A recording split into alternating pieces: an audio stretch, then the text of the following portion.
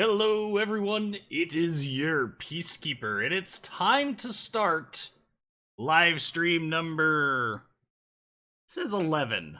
I think that's right. Has anyone noticed that I've not been able to keep track of what live stream event we're actually on? Anyway. Oh, the next live stream today is the 1st of February, so we are already a full month into the new year, and our next live stream is going to be February 6th, 2018, 6 p.m. Central Standard Time. That should be next Tuesday. Next Tuesday. Same bat channel, same bat time. Welcome, everyone. Welcome, welcome, welcome. It's hard to believe that we are already at... Actually, this is more than 11. This is 11 since we actually started. That doesn't include the, 4 test streams that we did. So, welcome, welcome, welcome. Well, I do rename them Dip Tip Potato Chip, so for... I try and remember to keep up, but half the time I don't remember. So, it is in the title, if you look.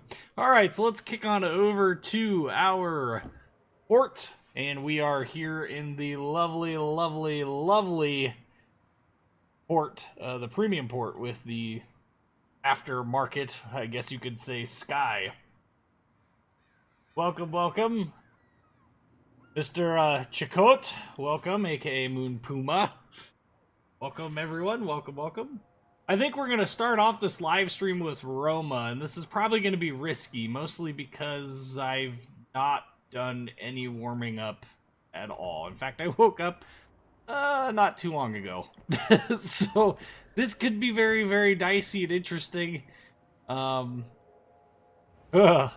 beer can. Well, there's a nice building in the way too. That doesn't help.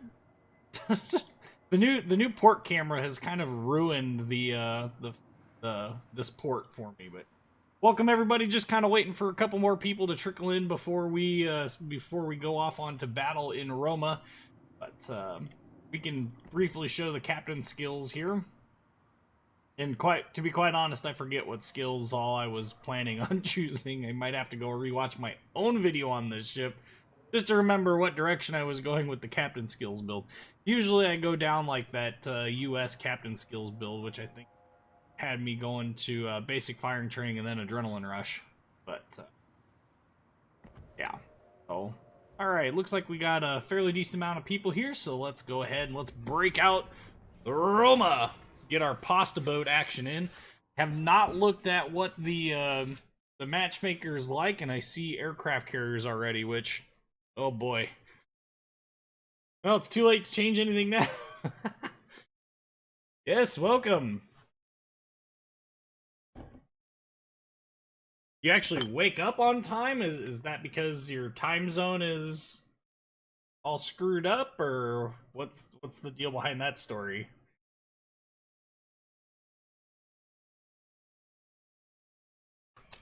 I'm not even gonna attempt to say your name is very hard to say.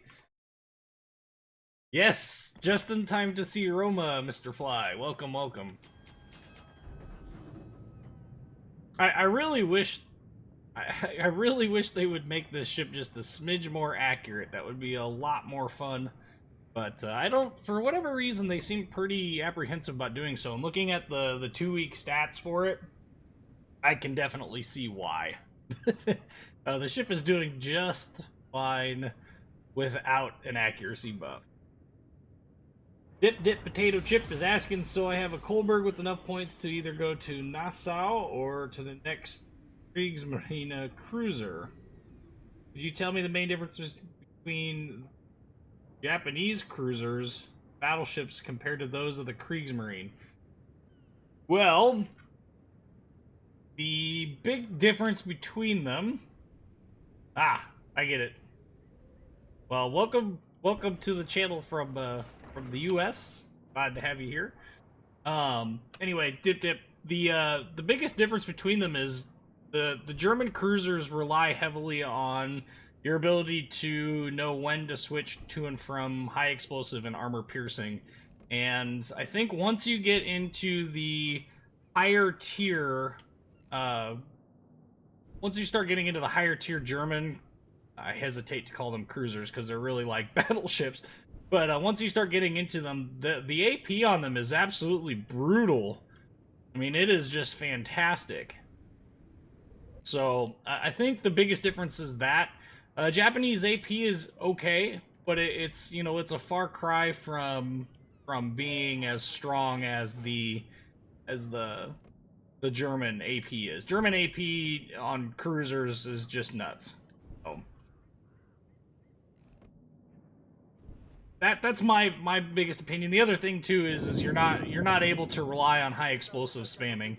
In fact, if you want a class that has really good high explosive spamming and kind of okay or mediocre AP, I would highly consider the, well, I don't even want to call it mediocre, but the French cruisers are really good at basically being a discount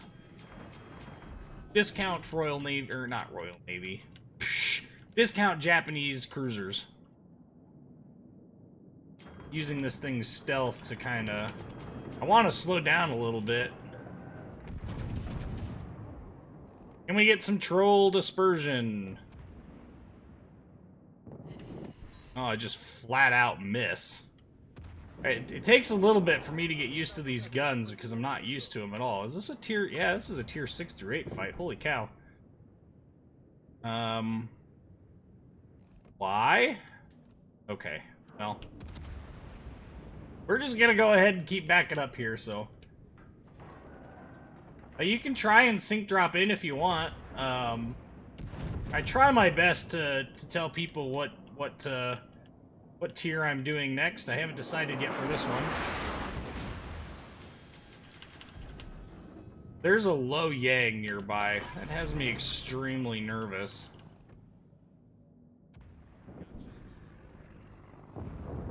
Then again, there's also this just random Charles Martel. Like, what? Now I'm detected again. That means that Yueyang is out of his hole.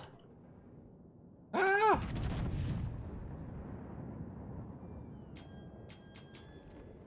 Too far. See, look at this. I am over-leading these ships like crazy. Like I said, this ship definitely has a very distinct and hard... Oh, he's shooting HE at me, even. That's pretty funny, actually. Ship has a very odd amount of lead that is necessary for it. Gallant. That's probably a wasted salvo, but... Or it worked out really well.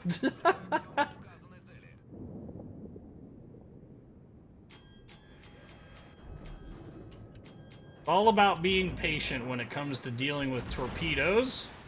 Like those. Now, had I turned out and away right away, that would have been bad news. But we didn't, so it's not bad news. And we're no longer detected to boot. Well, now we are.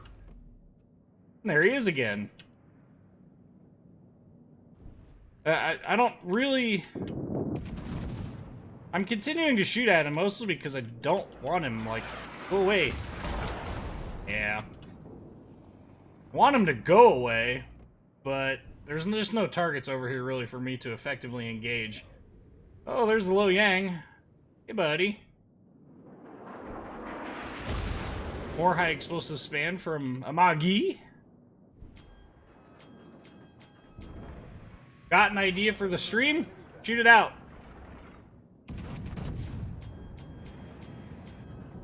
Cheaters. What? Where's... Oh, he's over there, apparently. Well, hey, there's some damage. I mean, I don't... 9,000, it looks like.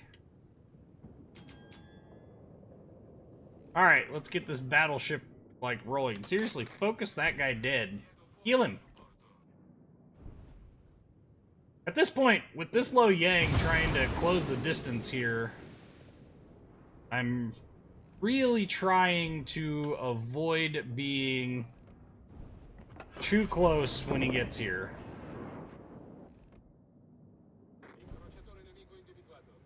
Be nice to have a fighter flying overhead. Like that one.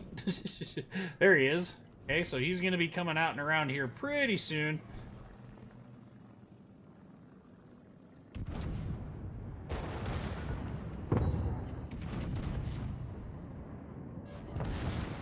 Of course it did.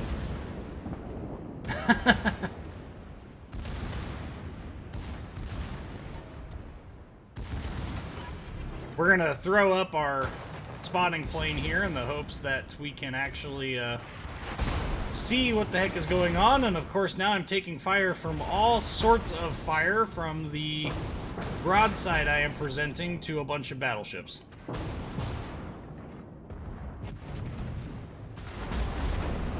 Sorry, Mr. Bugioni, but, oh, wow. Dear Roma, your guns have way too much velocity. That Yueyang is alive somehow, too. That's nothing short of ridiculous. Now, how... that Bugioni should have known that that was coming. Didn't exactly, you know, hide the fact that those were coming either.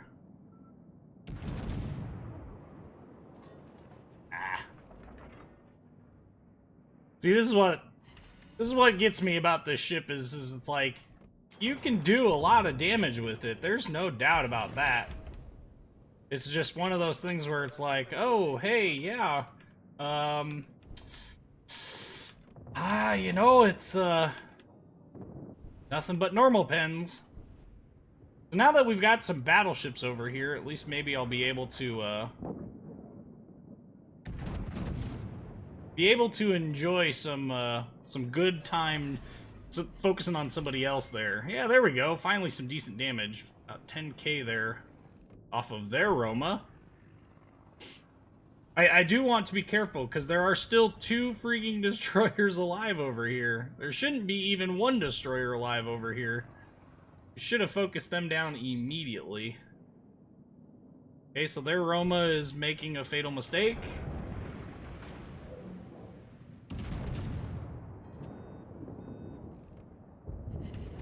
Of course, that means nothing. Those are the Germans. Yeah, there's the Liberec Moss's torpedoes there. Come on. I wish you would get out of the way. Neither one of these targets are overly engaging.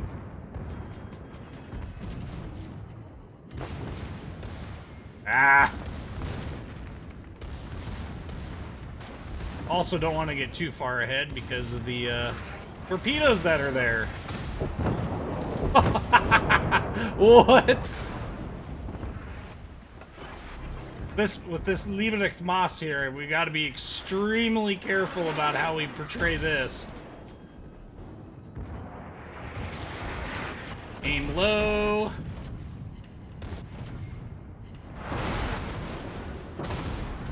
There's the Liberec Moss's torpedoes, and we're gonna eat a bunch. Ouch. And I think the North Carolina got a good Citadel hit off. Roma, yeah. That Bismarck was awfully far away too, but at least he was in the fight with us. Roma's Citadel and the lack of accuracy and, yeah, bad positioning on my part. That Moss definitely had a... Yeah. As for going back to some of the comments, how do I think the Littorio class would have fared against Bismarck had they clashed? You know, I think, I don't know. Littorio had a couple of distinct advantages, that whole class had a couple of distinct advantages over Bismarck. I mean, one of the biggest ones is the guns, which are significantly better, at least in terms of penetration capabilities. But, I don't know, it would have been interesting.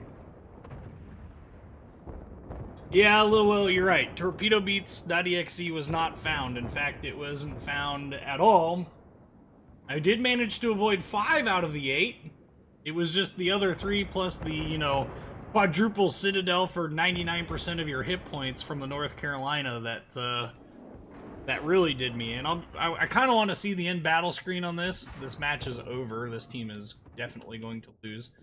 But I kind of want to see the end battle screen to see who did the most damage, because I think only 1 torpedo hit in time for in time to claim the kill. But yeah, Bismarck did have a reputation for being more accurate, but accuracy, I don't know. It would definitely be an interesting conversation, because I don't think the accuracy of the Italian guns were as bad as they are in game either. And I think with good loads like Littorio and I forget the I forget what the other one was. There was another one that had been completed prior to Roma that they actually had served in combat, and they actually did engage enemy ships in combat. And they actually had, like, a pretty good reputation for accuracy. It was just the shells were just terrible, and the powders were inconsistent. Well, the shells were inconsistent, and the powder was very inconsistent. It's nothing like the U.S.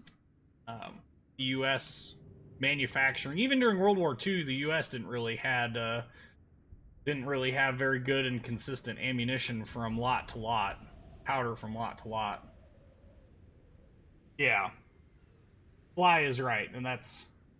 I think once they figured out, like, if you stuck with a decent lot, once they figured that out, accuracy did extremely good things. They were very accurate. Hello, Proteus, welcome. Name some famous Russian ships. Here's a good one for you. How about the Krasny Krim?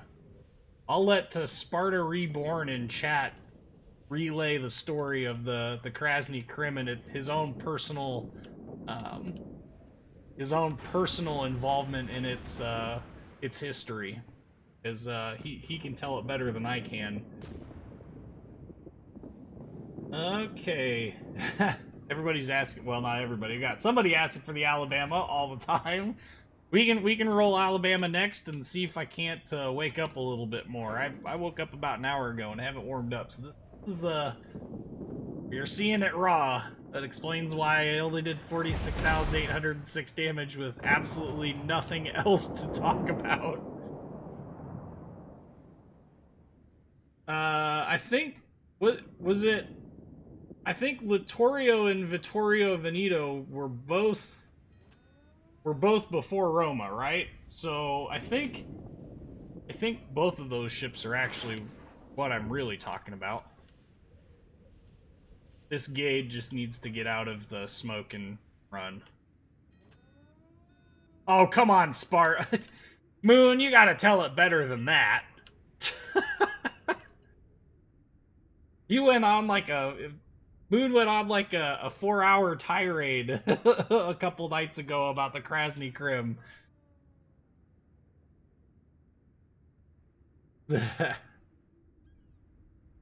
No, I don't think Roma is Vittorio Veneto.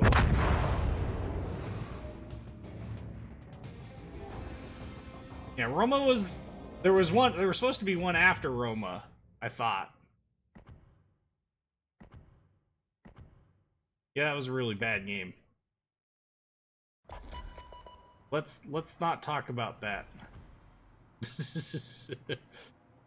Okay, so it was a long story, you're right. But that doesn't mean you can't tell it in chat form. Oh, man. I actually don't have Krasny Krim. I know that's a surprise to many. It's not a surprise to me, because I have taste in ships. Seriously, no. Sorry, man. I'm live streaming. Okay. We're gonna throw on this goofy camo because we got a 19-point captain, and I want to stack as much Commander XP into this as I can. Alright, here we go. Off on the Alabama, Mr. Alamemes. New map on the PTS? What? Oh, okay, so Impero was scrapped. Littorio became Italia, right? So that was the... Oh, of course. We're in a tier 10 fight with a tier 8 aircraft carrier. Just what I always wanted. Oh, and there's even a Musashi on their team. Good times. So, yeah, I mean, I think it would have been an interesting fight had they actually came toe-to-toe, but the Germans would have never let that happen, so...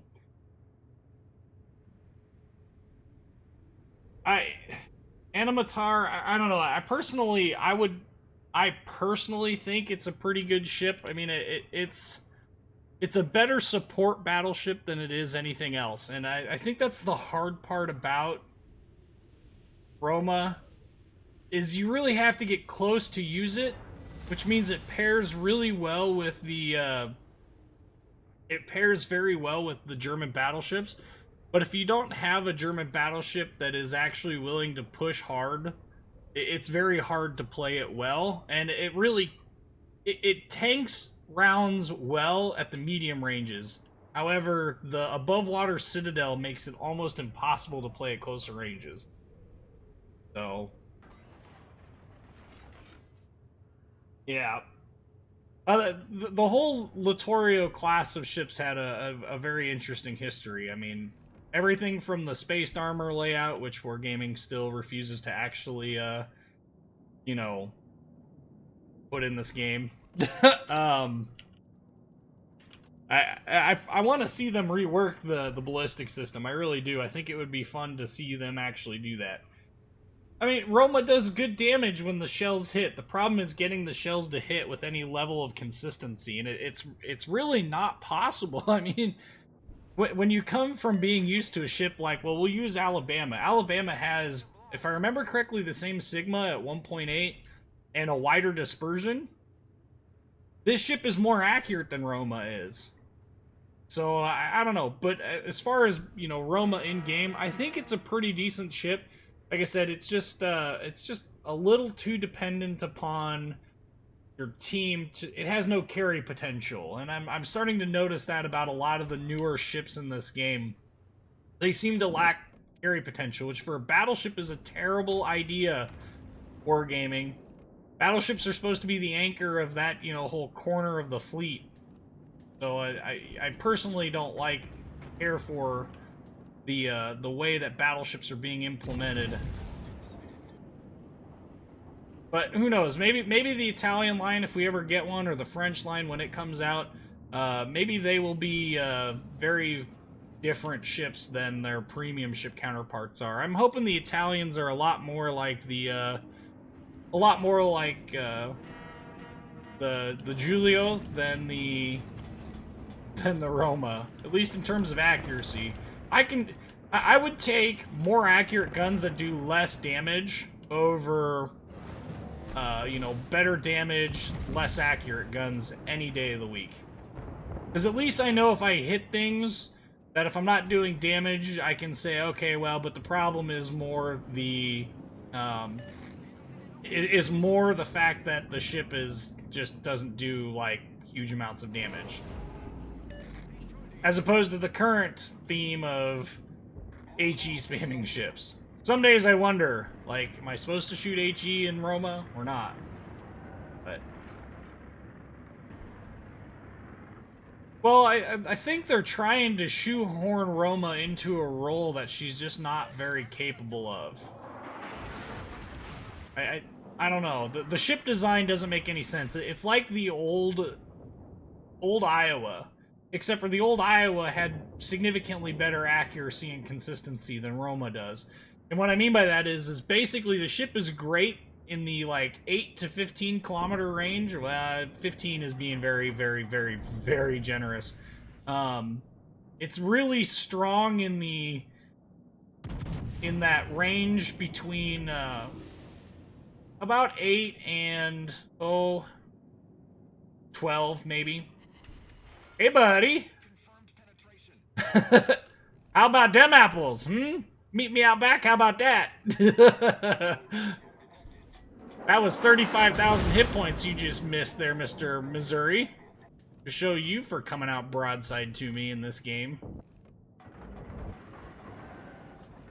Maybe this North Carolina will make the same mistake. No, doesn't appear to be the case. Is he gonna... No, he's not. But, yeah, I don't know. I like I said, I would much rather have better accuracy. Oh! Oh, my word. Howdy doody.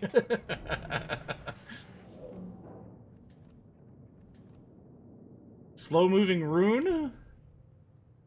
Sorry, that's not how the Germans actually say it. It's like...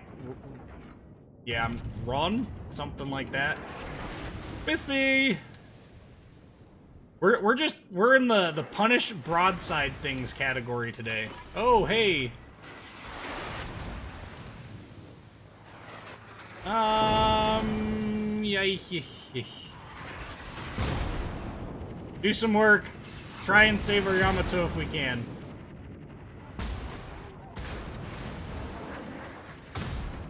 Benson torpedoes. Those are cancer incarnate. Mostly because they're extremely slow. I don't think I'm going to be able to get... That'd be funny if it detonated him. It'd be funny if I just flat out got a hit with it. Oh, I did manage to get 2 hits with it. Oh. Well, it's time to run away. Because our whole team is... off doing God knows what. Yeah, those are the torpedoes I thought he had. Okay, so there's the Udaloy.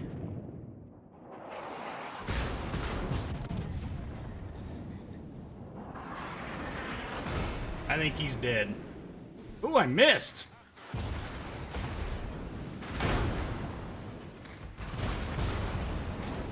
Ow! What the heck was that? Oh, that had to be that friggin' Musashi back there.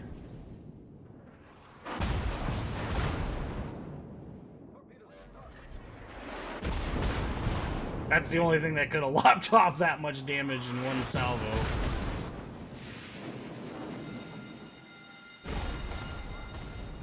You ain't got no spotting, Lieutenant Dan.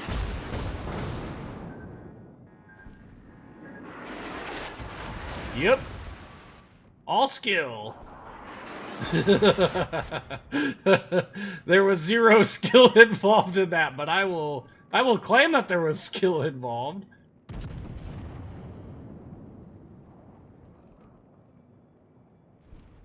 Now, if that doesn't attract the Sudaloy's attention, I don't know what will. Oi! Turn away!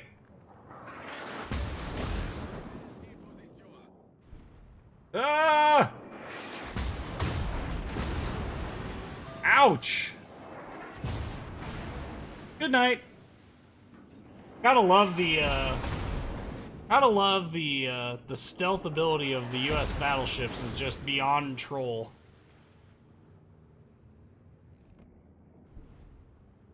I appreciate this carrier spotting though. That's clutch.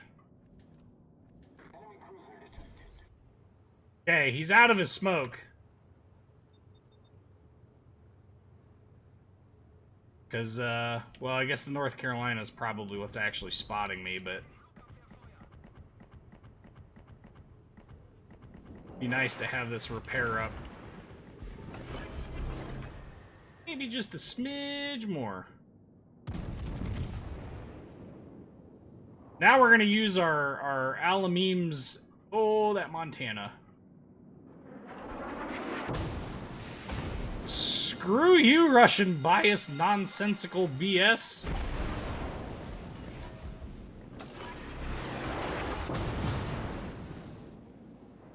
I really hope that I can just smack him. That would be funny.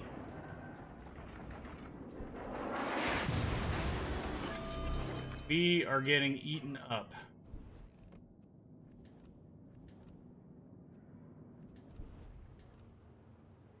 I'm trying to run and get this team to get back into this fight. Because if this team can come back in, I mean, I might be able to take this Montana by myself. The problem is I don't have enough support to do it. Really, we're gonna traverse our guns the other way and go the other way with it. What is our team doing? The battle is here. Oh, man. And now that I'm all by myself,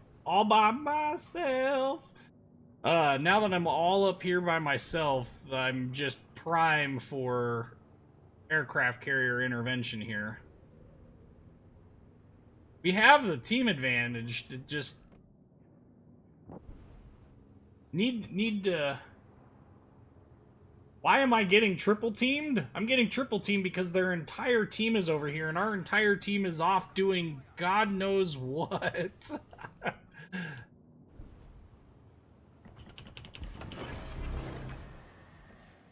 Oh, see? He forgot. This is the folly of Battleship players. And it makes me happy when I see this. Hey, buddy. Just a polite reminder that I am still over here, and, I am still capable of doing damage to you. It's all about being patient and waiting, Tovarish. Eventually, they will get bored. Good night! And then I stealth right back up. Just in time for him to just be like, wait, what, where did he, what the, oh, he disappeared. I don't know that we'll get anything out of that, but I might get lucky and get myself in North Carolina. This Montana can shoot at me, I really don't care. I'm angled enough that any damage that he does is going to be, I mean, it's going to hurt, provided he can aim. Which right now doesn't seem to be the case. Yeah, see, he's even flat out ignoring me. If I had one more ship over here, like this Iowa, if he was... No, he needs to come support. See, now he's trying to chase me down because he knows that he's going to outrun me.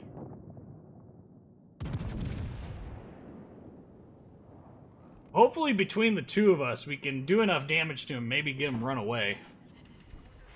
That was a bad shot on my part. Oh, hey, there's the edge of this map here. I'm gonna go ahead and ride this for a couple seconds. We're gonna turn in. Mostly because we're not gonna be detected when we turn back in. The loss of engine power sucks, but, you know, it is what it is.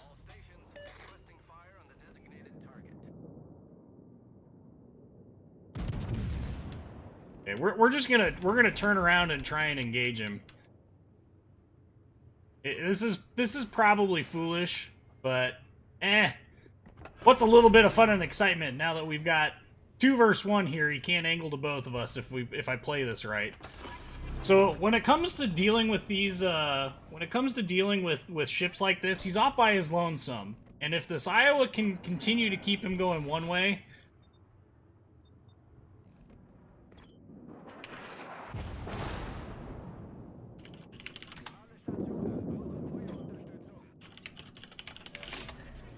Yeah, if we can get him to do this, he's gonna lose because he can't angle to both of us at the same time.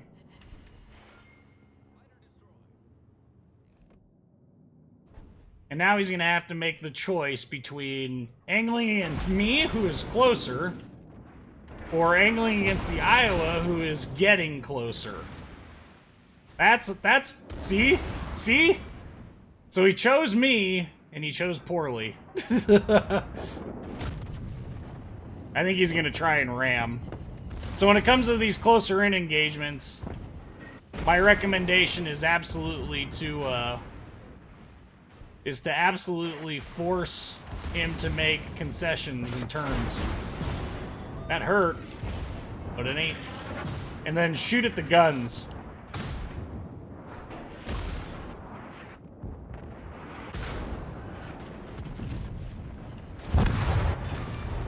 Yeah, that's how you delay. All right. Well, we're finally back into this fight. Let's whew. Okay, let's go back up here and let's look at some of our chat here. Try and stick around tier 8 so we can play together. Okay, well, I can try, but I make no promises. So just note that we are going to be flopping around, because as much as I love tier 8 as a tier, it ends up getting up tiered way too much. So hiding for days, it really is the best strategy, especially when you're outnumbered like that. And you noticed I spent so much time not shooting. I didn't really have very good targets. I was waiting for my heal to come up to give me some better, you know, give me some more hit points so I didn't get too low. Use the ship's stealth and speed, and then when it came down to it, when I finally had enough support from this Iowa, I turned around and we smoked him. I mean, I forced him to make a choice between either me or the Iowa. He made the choice to me. The Iowa got 4 citadels on him, and that was the end of it. That's how you take down these ships like this, especially when they're all by themselves. And that's a very good strategy. And when it comes to those close-in engagements, aiming at the guns, aiming at the superstructure is going to yield the most damage. If you aim at the guns, you might not make it through and actually deal damage, but you can take out the guns and prevent them from doing damage. So, is this my favorite tier 8? Yeah, probably. If I had to make a guess, I would say Alabama is probably my favorite tier 8, but that's without actually, like, sitting down and thinking about what ships are actually at tier 8. North Carolina's alright. I prefer the maneuverability. I prefer the way that Alabama handles. Plus, having a 47% torpedo damage reduction is like the trollish thing in the world. Nose on Citadel on the rune? Anyone? Anyone? Anyone? I don't think we'll get anything before the game ends, but that doesn't mean I can't try. What's the difference between the NC and the Alabama? Well, the Alabama has less accuracy, but it trades... Yeah, I missed. It trades that accuracy for much better maneuverability. A little bit of stealth and a little bit of accuracy goes to... a little bit of anti-aircraft gun goes to the North Carolina. See? Look at that. In one match, we didn't do a whole lot. We still managed to place first on our team. So, I am perfectly content with the way that match came out. I was not expecting that at all. We got some containers here to collect, so we will try our luck. Hey, a super container! Well, that's interesting. I wonder what it's going to be. I might have to wait to open this. Do I want to open it now, or do I want to wait? Open it now, or we're going to open it. What's it going to be? An upgrade module, of course. I really, really, really think that those were kind of a waste of time. Like, why Wargaming put their effort into that, I honestly don't know. Let's see here. Kind of want to take out, we're going to take out the Z-52. So, we're going to run tier 10 here. But, no, North Carolina, don't get me wrong. North Carolina is plenty capable of producing a very tight turning radius. In fact, I think actually, well, heck, let's just go look. While we're sitting here waiting a little bit. So Alabama maneuverability. We got a 710 meter turning radius and 12.3 second rudder shift time compared to 760 and 13.8. So a little bit quicker rudder shift time, a little bit tighter turning radius. And that adds up. It really does. Same top speed. You trade accuracy for torpedo damage reduction. 50% compared to 21%. So I think it's... of them, you know, I think North Carolina is a fantastic ship. I much prefer Alabama to her. And there's a reason why this ship has basically remained in its configuration that it's been in since forever. I don't even think it's got in the upgrades. Oh, it does have Auxiliary Armaments Mod 1. So I must have switched that out on one of the streams in which I tried playing North Carolina. But Alabama, I love that ship to death. So we're going to rock the Z-52. This will be my second game ever in this ship. Yeah, Bama, I think, is shorter. What mod do I use for the dry dock? That is the, it's in Aslane's mod pack, and it is under the premium ports. I think it says premium port Black Seas, I think is what they call it in the actual Aslane's mod pack. And basically all it does is it takes the premium port and puts the Black Seas Sky on it, so that you have the skybox from the Black Seas port, and that's what makes it daytime. It's a fantastic mod. It's the only mod that I'm actually running. Holy cow. Alright, well. You're right, it's not the same as the default dry dock port. It's actually that is the default dry dock port, because the actual port that you end up getting with that mod, all the ships spawn in the cruiser one, which is really weird, whereas on the premium port one, you know, you switch between slots. But it's all part of Aslane's mod pack, and it does change the skybox on both. So, yeah, I mean, it's a fantastic little mod. Aslane, A-S-L-A-I-N-S. Here, I'll type it out, but I won't actually submit it. If you search for that, you will get the it's in the game in-game chat. If you search for that, you will get the correct one. So, all right. So Z-52. For those who aren't aware, Z-52 is like ridiculously trolly with its torpedoes. It only has 8 of them, but they come out every 69 seconds. Just ridiculous.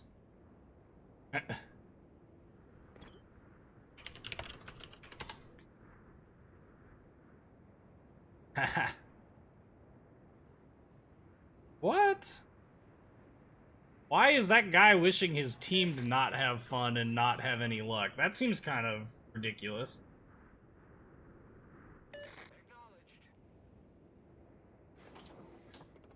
The other nice part about this ship is our ship detection range is pretty close to our detection range, so...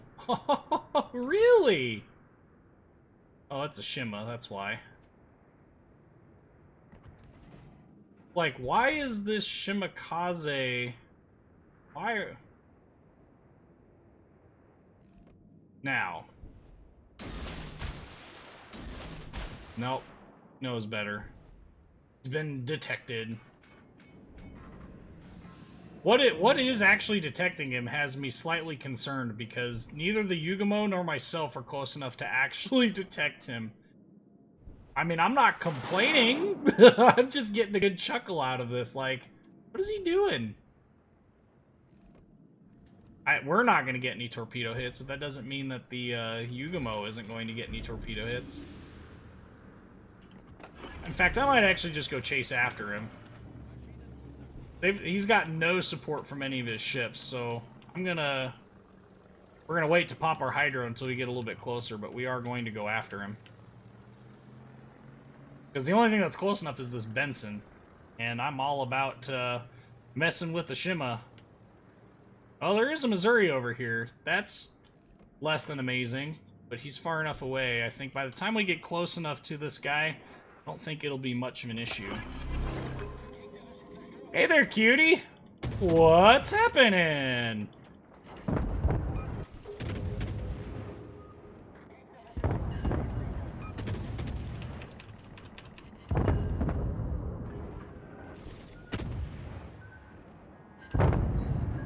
Yeah, I don't know that the AP is nearly as capable. Okay, maybe it is.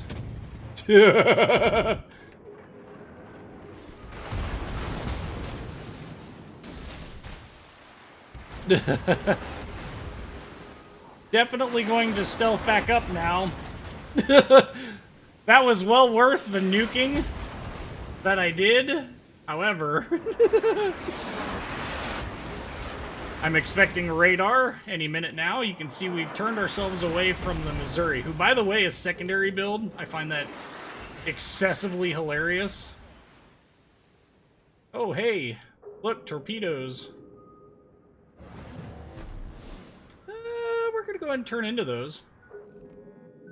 Oh, we missed with our torpedoes, though. That gives me a sad. That was definitely a worthwhile kill, and we must have killed their Z-52 with torpedoes, so there is no destroyer love over here. If we can get this Missouri dead, we could probably, pretty much dominate this corner over here. Yeah, I'm thinking HE is still the better choice for, dealing with destroyers, even in this ship. No, I think both of those are gonna miss. It's turning out at just the wrong time to... We're gonna traverse the other way here. I am playing this like a pretty aggressive torpedo boat, as opposed to a, I don't know what his deal is, but maybe... Oh, well... No, I don't think we're gonna get anything, because I think he's just close enough to be in... Yeah. So we're just gonna go ahead. I really don't care if he radars me at this point. I mean, it really doesn't matter. I think his interest in well, if nothing else, I forced him to eat a whole bunch of Yugamo torps. This is an evil combination, what I am finding out here. Yugamo balanced when? It's cruiser, yeah. I think between cruisers and broadside battleships while sitting in smoke, I think those are probably the two best cases for using our lovely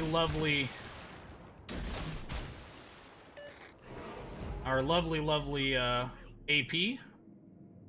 As soon as I get closer to this island, I think I'm going to shoot at him. Maybe I can't bait him into... Okay, he's gonna do it anyway. So, that's fine. It's fine. It's fine. Maybe we'll get lucky this time and actually get some nuking going on here, as opposed to the Yugamo, which has had a fantastic game thanks to a certain German destroyer that seems to be doing well for him. And I don't think we're gonna get any torpedoes on that either. Jeez. Got another fire on him, though.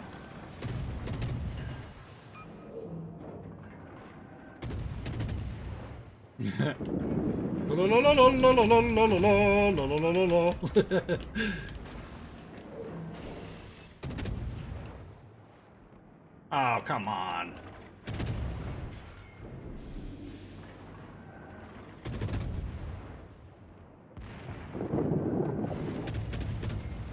Rip! Well, I don't think we're gonna get the high damage number game that we had before, too. So, my crosshair isn't modded. My crosshair is actually static number 9 from the in-game crosshairs. I get that a lot, but that's not a mod. That's in-game. So, say something. I'm blowing up on you. What am I supposed to be saying? Shim a hole. Wait, what? What? What are you saying? I'm confused.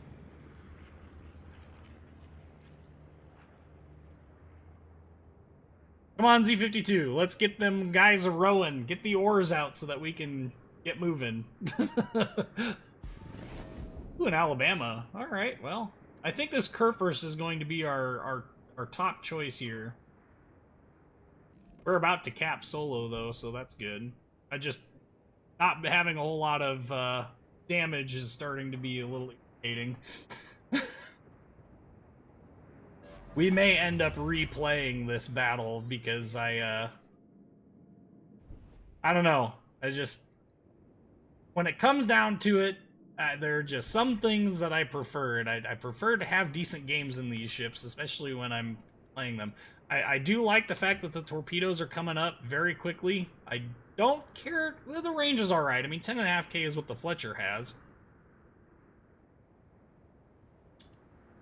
This curve first is... That would have been a great time to be a Shimakaze, to be able to launch those torpedoes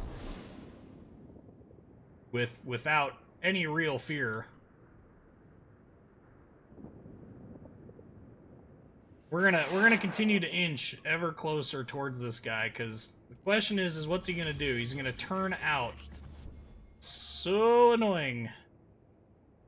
We do have to be cautious though of our spotting range, because the ship does have a fairly high detection range at 6.1 kilometers, but I mean that's not like, oh my goodness, I'm spotted from the moon.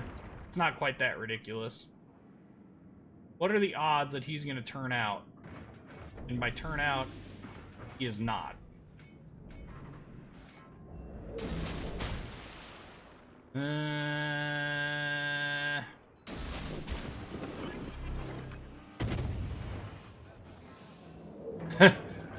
At this point, I'm just trying to get damage, because I don't know that those torpedoes are actually going to make it to him in time. Unless I can get him to turn or something. Not that way, I want him to turn the other way. Well, maybe we'll get... At least he'll burn for a little bit. We'll get a little bit of burnt sausage. That Yugamo is dueling a Benson, isn't he? We're gonna bail on this. We need to go deal with this Benson.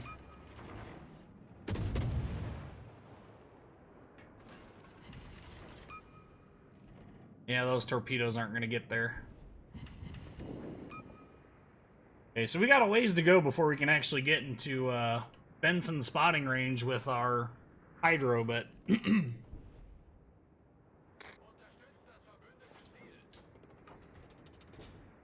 let's see if we can't go screw up some poor Benson. It really is dirty how effective this ship is at hunting down destroyers. What? Can you please play the Alabama after this? We already played the Alabama literally moments before this. We're gonna go ahead and pop our hydro, even though it's a touch early. We got plenty of hydro time. Oh, hey, buddy! That's cute. I see you. Well, that escalated quickly.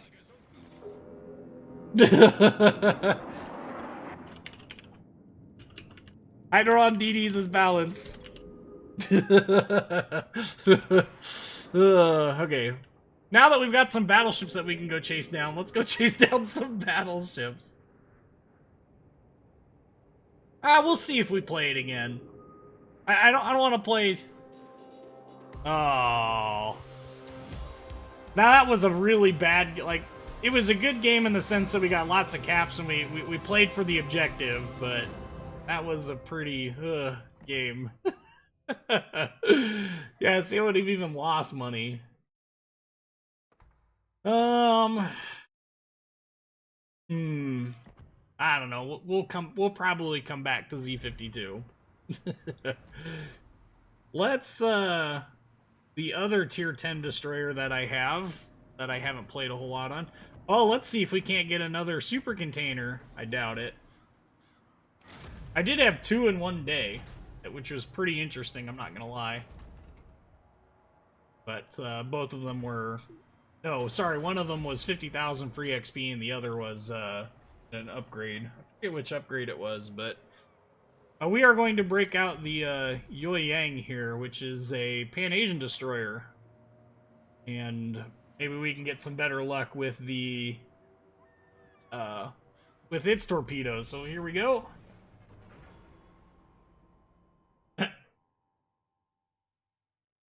Sims is a fantastic... Sims playing for the objectives is a great way to make a lot of XP. When ranked was at tier 7, Sims was kind of the destroyer to go to because it had a bonus, basically, to any XP that it gained. Which I thought was kind of funny, but Still no carriers and lots of battleships, so awesome. There's a Grozovoy. I think the Z-46 is actually the biggest threat, and the Chungmu is kind of a threat. Which way do we want to go? Yeah, I would think you would have to team kill somebody to get 3 carrier kills in a battle, because maybe he was talking about over several battles.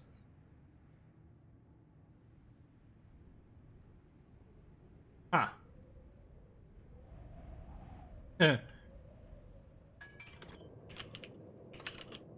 Well, I think we're gonna kind of sort of run towards the B area. I don't really want to go directly into B, though. Oh, I forgot how long the reload time was on the torpedoes.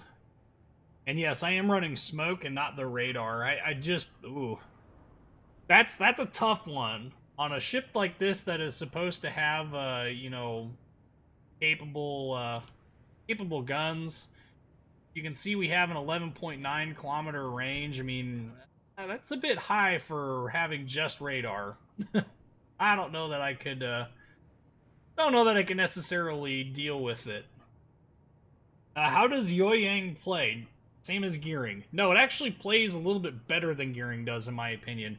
It's a little bit more maneuverable and agile. It's got a little bit lower profile than Gearing does because it's based off the Fletcher hull and not the Gearing hull is a little bit larger Fletcher hull.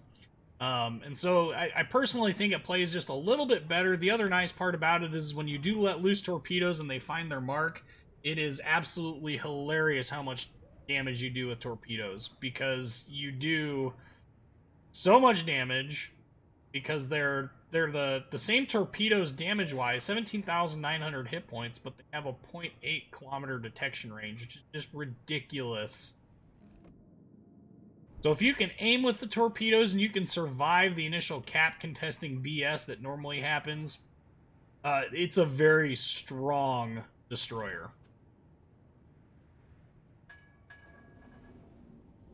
And it also gets access to radar, which, let's be honest, that's pretty troll too.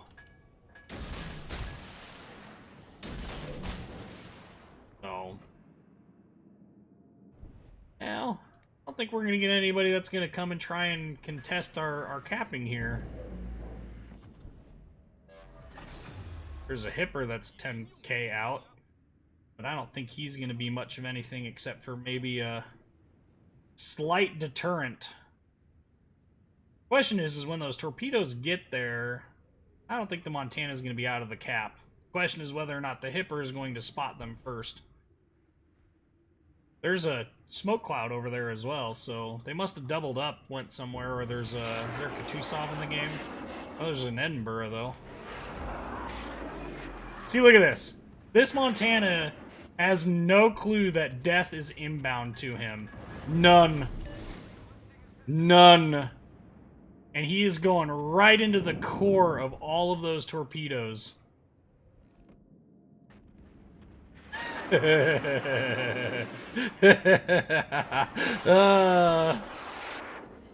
is what I'm talking about. That is just beyond trolly as heck. Oh, it must have been the Z-46 over there. I wonder... Oh, that Moskva has radar, so we don't want to get too close, but... If we could start this guy on fire, that would be even bigger insult to injury. Another Montana coming in over there. I mean, this is what I'm talking about. Like, he had no idea, and his reaction time, had he not been angled away, I personally think he would have basically eaten all of those torpedoes.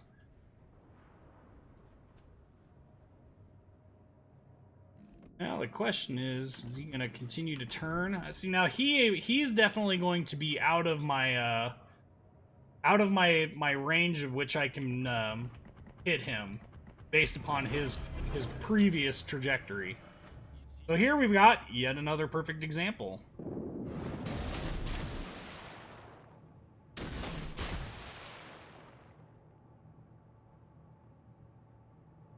Yeah, I think he's gonna We really need to be careful with this Moskva being here. Just how aggressive we do actually get, because there's a very, very real possibility. See, now those torpedoes are going to miss because he's slowed down and turned a bit. Those are going to miss. That doesn't mean that we aren't going to sit here and try and stay in the same basic area. Moskva is 9.8 KOA.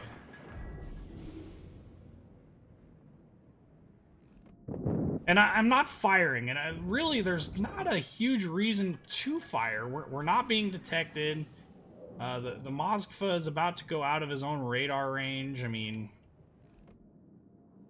there might be a decent case because we've got so many ships that are in this area, but I think really what I want to do is I want to be careful about this Moskva's current positioning, because we are in a bit of a precarious position here with this Montana and this North Carolina bearing down on us.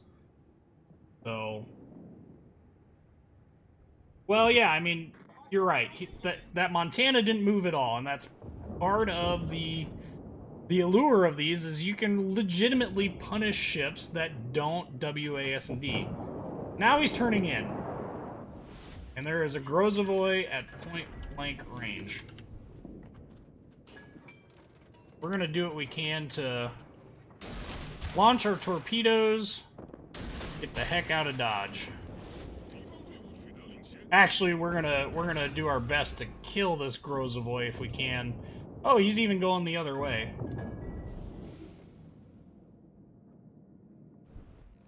Okay. Yeah, I was gonna say, we can detect each other, so why is he, Oh, look at that! Russian bias.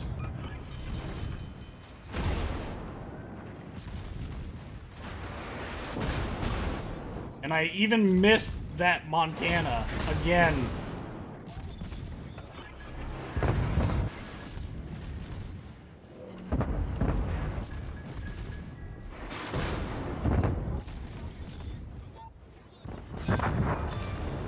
Eat, poop, and die. Alright, well fine. Mr. Montana, you're being particularly sneaky and a jerk. We'll just deal with that, won't we?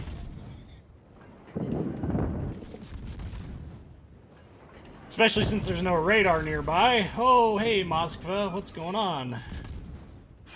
Miss me!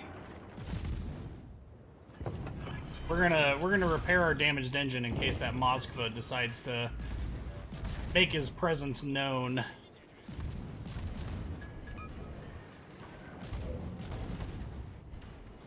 We got plenty of time. That's odd. Jeez. Burn that repair, I dare you. Yeah. We're launching a set short.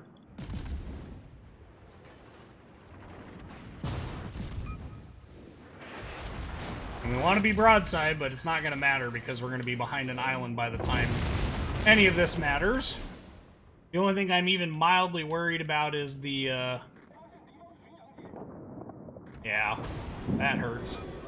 Him more than me. I'm detected by something. Oh, the Chungmu. And no longer detected.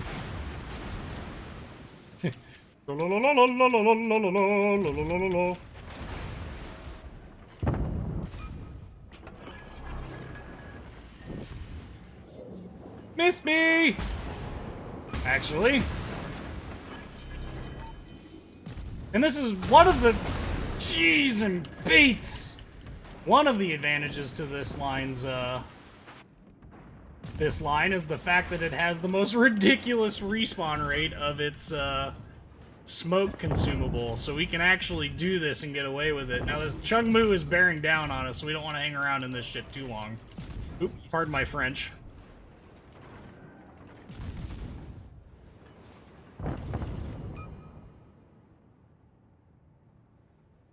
We're going silent, and we are running. We are running so that we can stay alive as long as friggin' possible. Come on, torpedoes.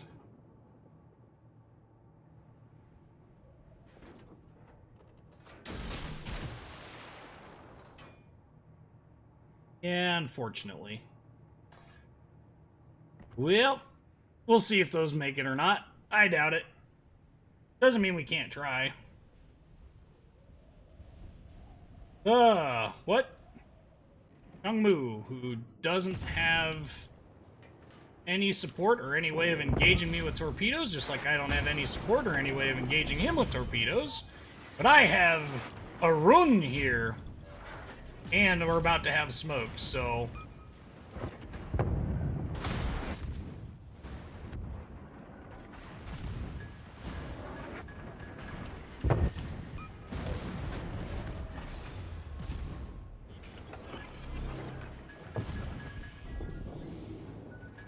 German Hydro, go!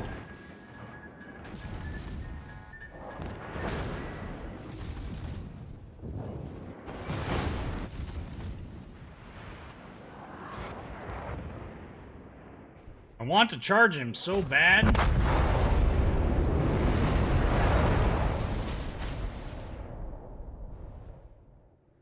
Yeah, this is bad news. Knew that was coming.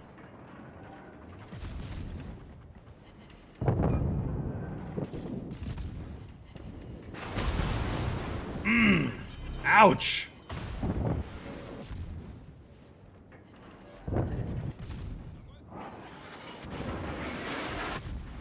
Woo-wee. Boy, howdy. What the heck? Jeez.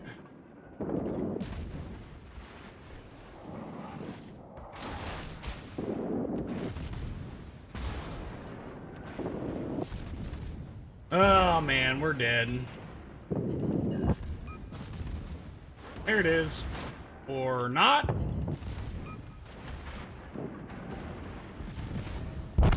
Yeah. Well, we can't say we didn't try. Still a pretty dang good game, and it's not like I didn't do my part, so... Okay. Outward Panic Joe is asking, Whiskey, does the NC and UP still have its deck armor, or is it just hidden in the armor viewer? Yeah, I think it's there. It's just, the armor viewer is a little wonky in the way it shows certain things, so it doesn't always accurately show all of the armor that's actually there. There are some ships, especially the US battleships, that they don't even show the steering gears area, which is armored. But the STS armor is not hidden. Wargaming has flat out admitted that STS is not armor on battleships, and they refuse to add it.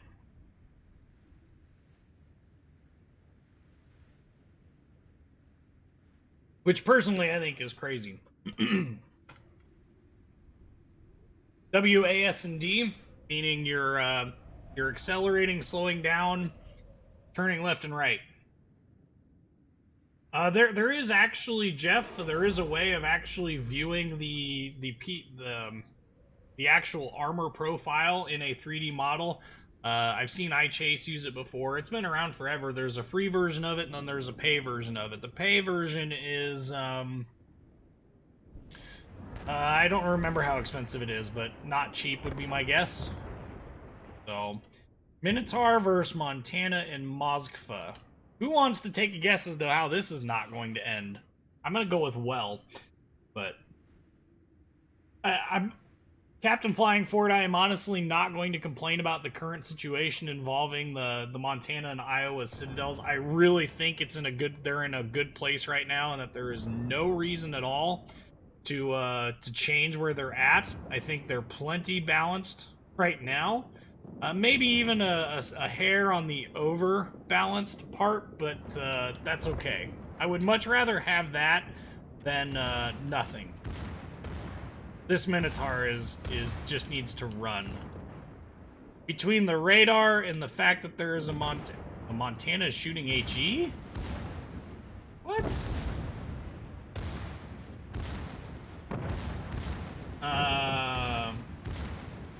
I'm pretty sure that the Missouri has more than 16 inches of, or 16 millimeters of belt armor.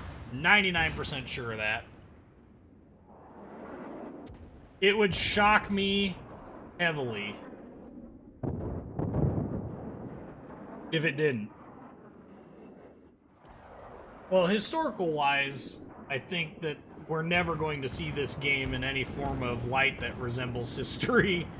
I'm 99% sure that Wargaming does not believe in history outside of, oh, hey, that ship looks like the ship that it was in real life.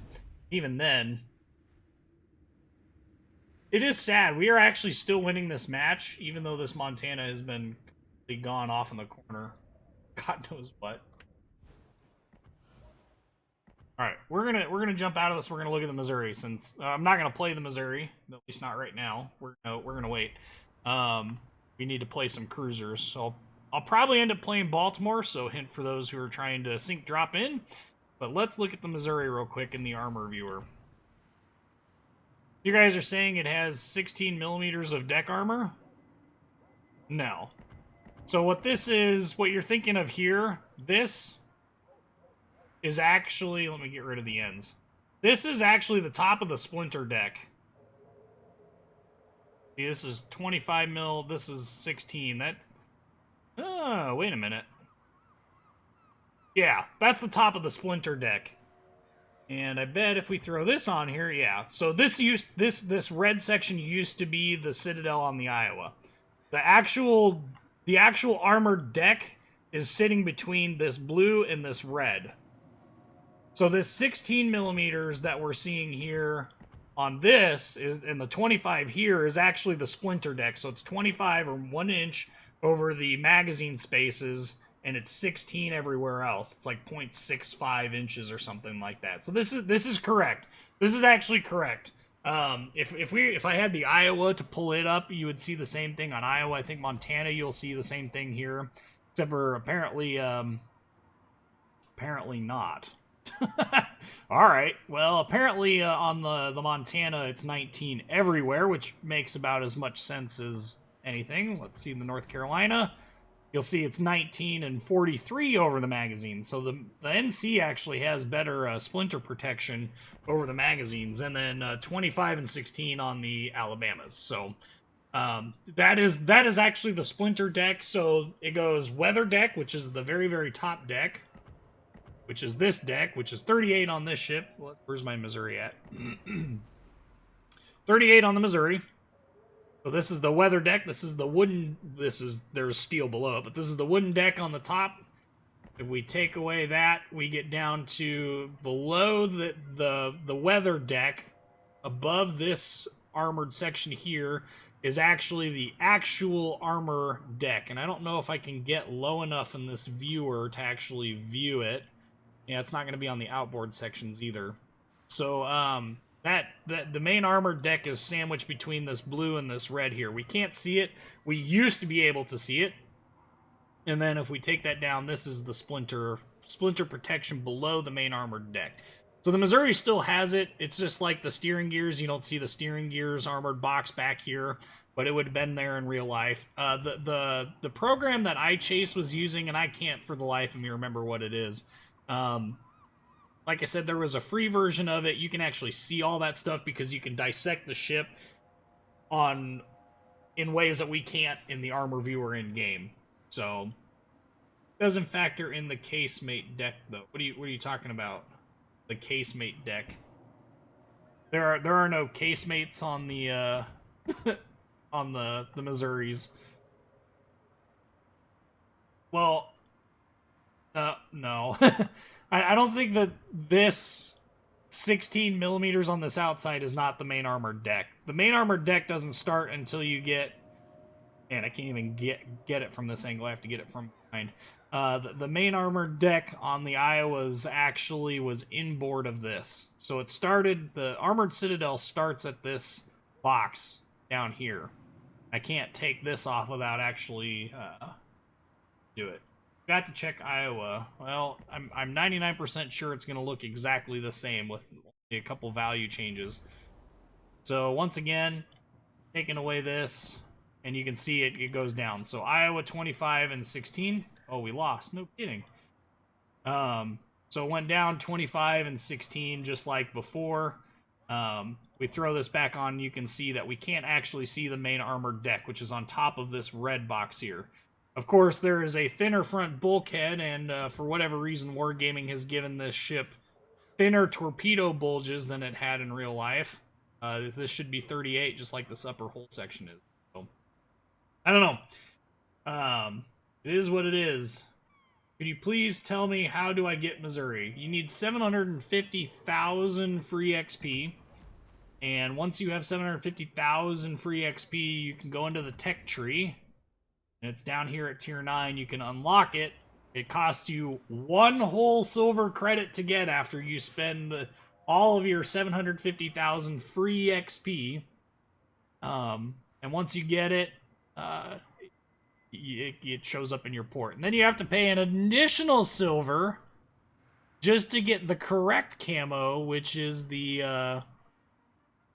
hang on a sec. Let me... Armor viewer. Which is this one, which is the Measure 22 camo, which is the correct camo, which actually works in-game. Through the stern, you can see the 160 millimeter on Iowa? Armor layout. Through the stern, we can see the armored deck. Okay? Where? Oh, yeah! Well, there you go.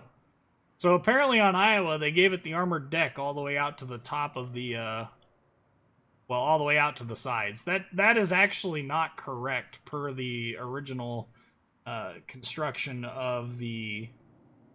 Per the original construction. From what I remember, and I'll have to go back through my Missouri video, because I think I talk about the armor differences in the Missouri video. I think that they actually... addressed that issue in Missouri herself. Like, I think they fixed the fact that the armor wasn't laid out correctly. Is that why they're strong against AP bombs? Yes. So U.S. battleships have a very complex bomb deck system. The top armored deck is capable of arming an armor-piercing bomb, and that was the way that they were designed. So that outer hull deck where all the wood is laid on top of, they would actually, put, like, it was thick enough to arm the AP bomb. It was designed to catch them between the main armored deck and that weather deck and contain the explosion there. Anything that actually made it through that had to contend with the splinter. So any splinters that made it through the main armored belt had to actually contend with the splinter deck below it. So... unlock any new ships recently? Well, I mean, aside from the entire German destroyer and Pan-Asian destroyer line, aside from that, no, not really. You can see my tech trees are pretty much full out with the exception of carriers. There's Japan, US, USSR. I need the Russian cruiser line, so that's still around. Germany is complete, although I don't have most of the ships bought. UK is complete. Poland. There's the Pan-Asian line. France. Italy. Commonwealth. I mean, pretty much all the lines with the exception of the Russian cruisers. Alright, so let's break out Baltimore. Let's go. Enough of chatting. We can chat more. Just got Musashi last night. Already had the Missouri. And if you don't have the Missouri and you're close and you want to know, should I get the Musashi or the Missouri? Get the Missouri. Even if you don't like playing the U.S. battleships, get the Missouri. You can always get the Musashi later, and you'll have, you know, a large amount of time to continue to get it. So, Whiskey, I heard that Cleveland is supposed to have a thicker weather deck. Yeah, Wargaming uses the outer hull plating on ships as a balancing tool. That's why the Iowa has been. That's why the Iowa has been has the 25 millimeter torpedo bulges instead of the correct 38 millimeters. That's also part of the reason why the weather deck on some of the U.S. battleships in the earlier tiers are also way thinner than they should be. So, hoi. So here we go. This is going to be nothing short of frustrating, I have a feeling. Got Funds Warden on the other team, too. We've got Heroes, we've got STW, we've got all sorts of people in this match. Sweet. I'm sure when Cleveland gets rebalanced to Tier 8, we'll see a little bit more accurately exactly how she plays. I'm really excited for the cruiser line split, mostly because this ship, Baltimore at Tier 8, gives me nothing short of just the heebie-jeebies on how awesome it's going to be, even if they nerf the rate of fire on it. I think it's just going to be ridiculous. Especially if it retains radar, especially if it retains its heel. I think it'll just be a fantastic ship overall, but hey. You can actually do 750,000 free XP in a pretty reasonable amount of time if you're willing to spend the money on premium, if you're willing to spend the money on flags, the free XP flags. Yeah, it really is. Especially since there's no reason to miss the Missouri in its current state. Like, it's... it is just a fantastic ship. I am detected, which means... Yeah, I thought so. That's what I thought.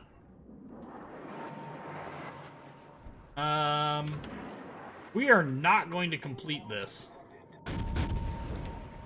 We're gonna make like a tree and get the heck out of here because of the way this is rolling. Oh, for Pete's sakes, guns. Turn a little bit quicker. Thank you.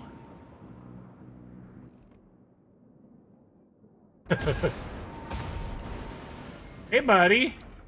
I heard you like AP, so I put AP in my salvos so you can have AP while being AP'd. Now he's pissed. Now he's trying to start me on fire like a jerk face. Hindenburg, you're a battleship. You're supposed to shoot AP at things, not HE. But then again, the new fad is, the new fad is, you know, using HE on all the things. So, I guess. Here I am rocking a completely different boat. Quit putting holes in my butt! Somebody is shooting at me. Come on, front turrets. This is another thing that I would like to see changed. I'm 99% sure that Baltimore's front turrets in real life turn faster than this. Ooh, ouch. That hurt.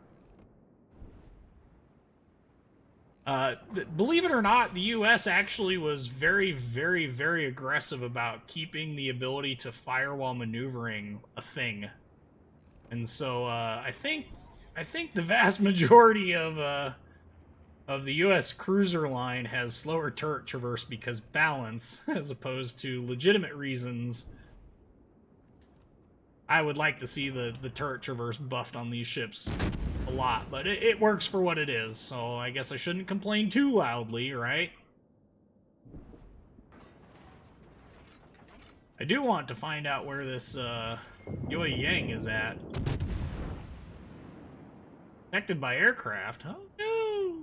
Whatever could it be? Ooh, double citadel on that prince! Whoo! Now we're talking. So one of the fun parts about this is if I can find a good island to camp behind, I will be nearly untouchable by some of these ships that are over here. It's all about finding the right island, though, because we need to give ourselves plenty of opportunity to escape. There's a Donskoy and a Missouri off in the other... Ooh, wow. That hurt that guy. It hurt him more than it hurt me, so that's always a good sign. Still racking up damage. Loving every minute of it.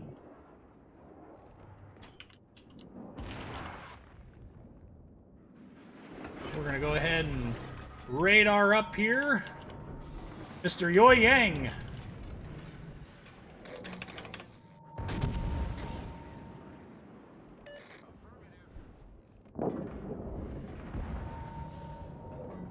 Get out of my cap! Oh, for Pete's sakes. We gotta be careful because of his torpedoes.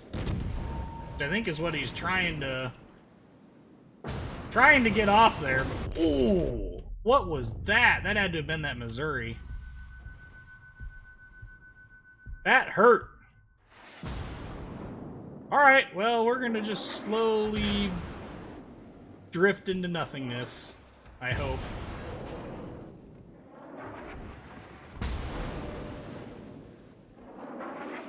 This could be the end.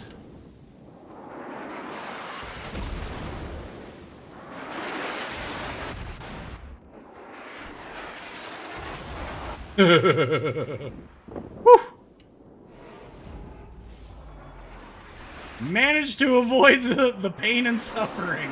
Whew.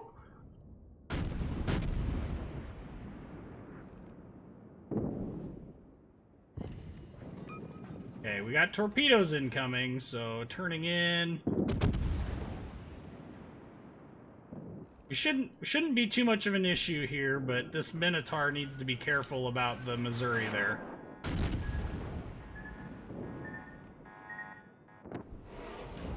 Which is why I am currently angling to go the opposite direction from where I currently am. Like, yeah, no thanks. I'm not really interested in contending with the Missouri right now.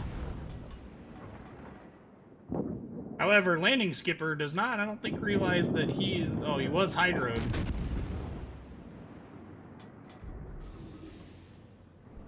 I don't know that he's within range for me to, Gosh dang it. Of course. I don't know that he's in radar range. If he... Turpit's there. He's gonna be dang close.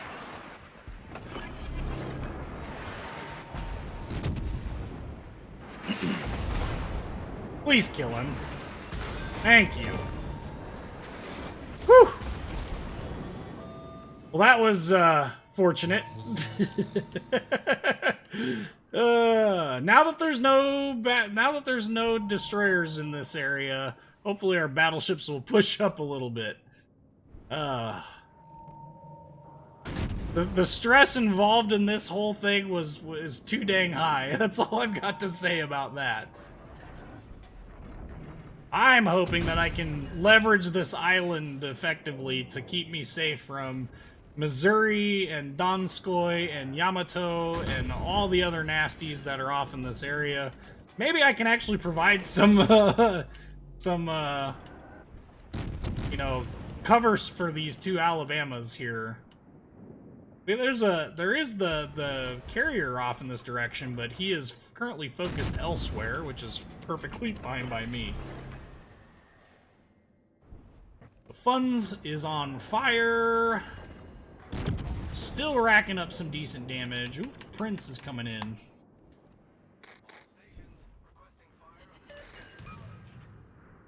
If I can not get Citadel, that would be great.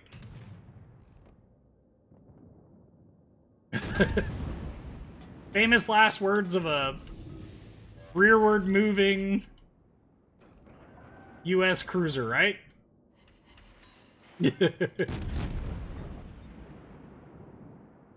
Speaking of MU funds.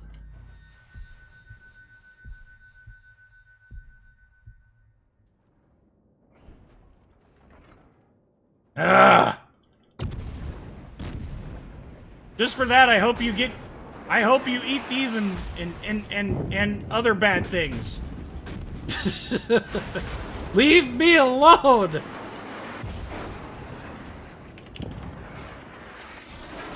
Whew! All these people that want me dead. I'm dead. There is just no way that I survive this engagement. Oh, I'm alive. I am alive somehow, but not for long. Oh! That is the most fortuitous clutch play by that. Oh my goodness. Oh, I am in love with this carrier. Woo! Well, let's see if we can't maneuver ourselves into a good firing position to take advantage of this Domskoy or something, because...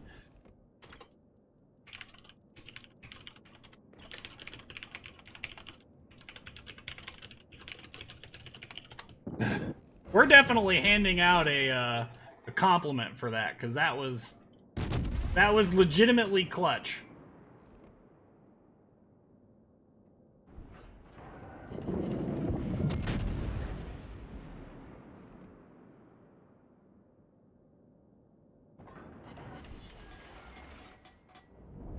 This Domskoy is, want to continue to observe him so that I can see what direction he's going to end up going. I would love to have him go some other direction and expose broadside for all of the Citadel fun. But I think he is just going to end up... Well, maybe we'll get lucky here.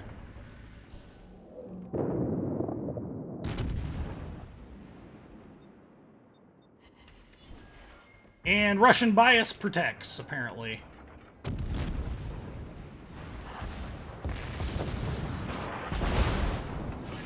Well, that was BS. And look, more Russian bias.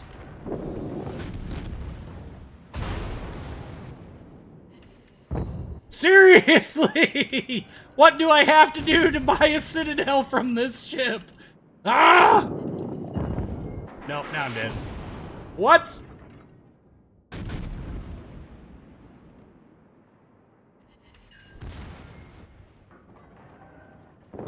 Last salvo, can I get the kill? No! Still did a fairly large amount of damage and almost took him out. Oh, jeez. On a Baltimore and Des beams, how far out can you AP spam a battleship with decent damage? I would honestly say that this number is a lot higher than you would think.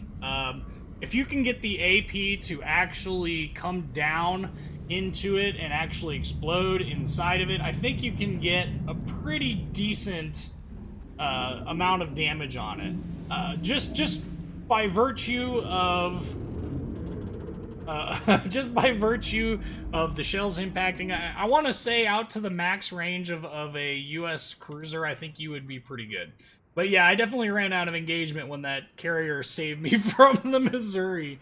But, whew, I dang near took out a nearly full health Domskoy by myself, and it helps that he was broadside for a good portion of it, but 121,000 damage in a Baltimore, that's a pretty dang good game. I'm not gonna lie. I cannot complain about these. He's got 900 hit points! Ah, come on! Are you kidding me? Somebody sneeze on him before he repairs that crap. Oh my goodness. Yes, explode inside of it. Yes, you want him to explode inside of it. Oh... That's 3 games of damage for me in my Baltimore. The thing with Baltimore is you really have to be in the right position to maximize broadside targets. There's no way around it. There just legitimately isn't any way around it. So the more broadside targets that you have access to, the better off you'll be. 953 hit points in this Domskoy. That's it. Luckiest Domskoy ever. Oh, yes. Going to compliment him for playing well. And here's to hoping that somebody... Oh, see, he's repairing now. Jeez. All I needed was one more Citadel in any part of that, and it would have been fine. He would have died. And I probably would have lived with 0 hit points. But any amount of damage would have killed him. And he was basically broadside the entire time. That's why I was like, come on. How is it that at 14k I managed to double Citadel a Hipper for 12k, but the Domskoy that's broadside at 7k, no, that's asking way too much more. Imagine the Baltimore armor at tier 8. Oh, it's going to be great. It's been a long time since the U.S. cruisers had a truthfully fair shake at this game. I look forward to the capabilities of them. Provided wargaming doesn't just completely ruin them, I think they'll be great. How do German destroyers play? I think the German destroyers are very strong and capable ships. I'm liking them from what I've played of them so far. They've made pretty good first impressions. I fully understand their combat capabilities. I fully understand the various ways in which they can be played. So I mean, it's good, but yeah, that miss did ruin my day early on. I was having a really good game all the way up until he got involved and double-sitted me on the and through the nose, nonetheless. That's such a rare shot for a U.S. battleship to get that on a U.S. cruiser that isn't like the Omaha or Phoenix or the Des Moines, which has that problem big time. But well, we completed something in the Yamamoto campaign and we finished second on our team, but only just. That was a pretty good game. Not gonna lie. I like Baltimore. Baltimore is such an underrated ship. Like, people like, oh, the HE doesn't do any damage. Well, like, yeah, why are you shooting HE at ships then? Like, if it's broadside to you, you're not getting anything out of it. We're not ever gonna achieve withers. We are not playing aircraft carriers at that tier because I don't have any. 1.5 HP of potential damage and survive the battle. There's only one ship that can do that I'm aware of, and that's Habarovsk. Shoot down 40 enemy aircraft in a battle in a tier 9 or 10 cruiser? My word. Oh, well, we should have had that one on there. I think we can actually swing that one. But, alright, so... are you buying any premium camos for U.S. cruisers prior to the split? I already have. I've bought 2. So I bought Cleveland. Oh, hey, there's the test ships working on. I bought the one for the Baltimore and the Cleveland. Both of them have their premium camos. And I'm not a fan of the way the premium camo looks, but, you know, profit. So... who am I rooting for in the Super Bowl? I hope they both lose. I just, not a fan of either team. Do I have the Iowa? No, I have the Missouri, which is, in my opinion, a better ship. I run it. Yeah, the Worcester looks like an interesting ship. I'm curious to see how it goes. Why the Colorado had worse TDS than the New Mexico, and I thought it had better bulges, though. And then there's Alabama. We'll just say that wargaming is not consistent on the torpedo bulge thing. I present you case A. So here's Missouri, 27%. Here's Alabama, 50%. Now, for those who actually are aware, and we'll get rid of this camo so we can actually see it a little bit here, but for those who aren't aware, these ships share the same internal armor scheme. They share the same width to within a foot. There is absolutely no reason why the Alabama has a 50% torpedo damage reduction, which, if I remember correctly, is like the second or third highest in the game ever. Maybe it's fourth now, but... there's no reason why this ship has as high of a TDS value as it has when it shares the same armor profile and scheme as the Missouri. None. Zero. Zilch. Nada. That's just ridiculous to me. But, hey, it is what it is. Do I have Nikolai? Silly question, Tavorish. We will break out the Nikolai. So the Nikolai will be our next one. That's tier 4 battleship. We will break it out and have some fun. Where is... let's throw on some free XP flags. Not because I particularly need free XP, but because why not? We're rocking camo, so... yes, Imperator Nikolai, here it is. Let's go. Wargaming has really kind of put themselves into a... corner. They've painted themselves into a corner with how they've... Oh, well, this ship has this TDS value, and this ship has this TDS value. Like, but these two ships are the same ship. Like, legitimately the same ship. when it comes down to things. The only real difference is that we added 10,000 tons to increase the speed of the ships. That's legitimately the, like, aside from the guns, aside from AA, aside from slight tweaks and changes to the armor profile, like the Iowa class had a thicker outer hull plating than the South Dakotas did. Aside from the 16-inch 50s and the slight changes to the armor protecting them, the ships are the same ship. Like, what? Like, okay, but one has a 50% torpedo damage reduction and the other has a 27%. Like, that's, yeah, crazy. So you painted yourself into a corner there where you have the same, basically the same ships that perform wildly differently. And that's not even to address the whole issue of the fact that Tier 9 and Tier 10 battleships are massively nerfed in their rudder shift compared to what they were in real life, and their turning radius.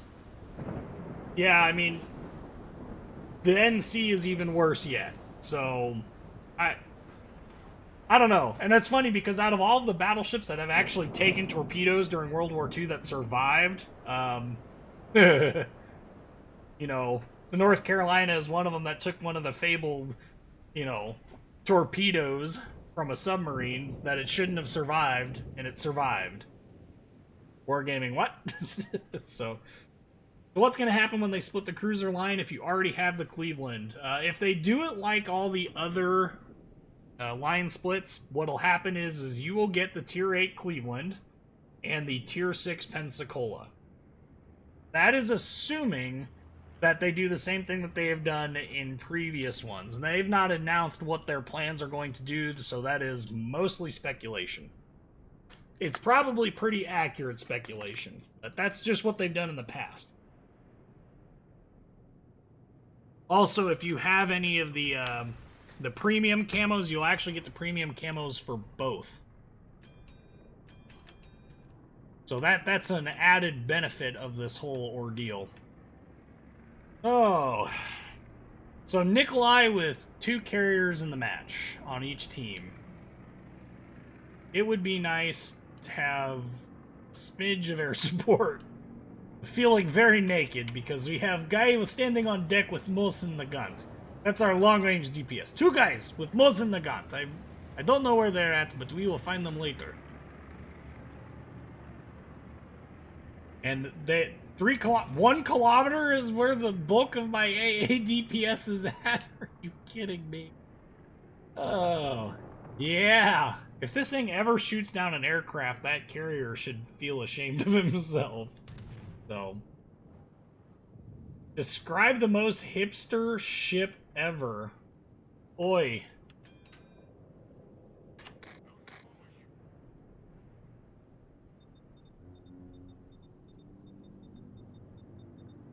Help me!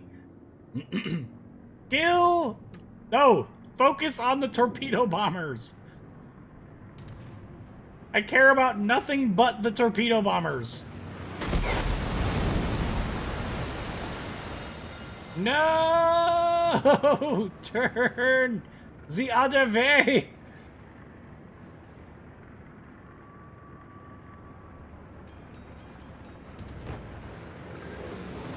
Gosh dang it! Well, try and make the best out of it, I guess.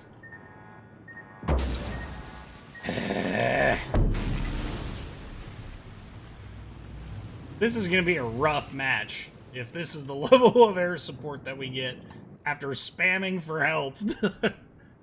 Especially since I don't have any targets to shoot at aside from this Bellerophon, which just disappeared, so awesome. We're probably going to miss with everything I just fired because reasons. Oh, they're bolstering AVS 36s, huh? Okay, whatever that means. Oy, oy, oy.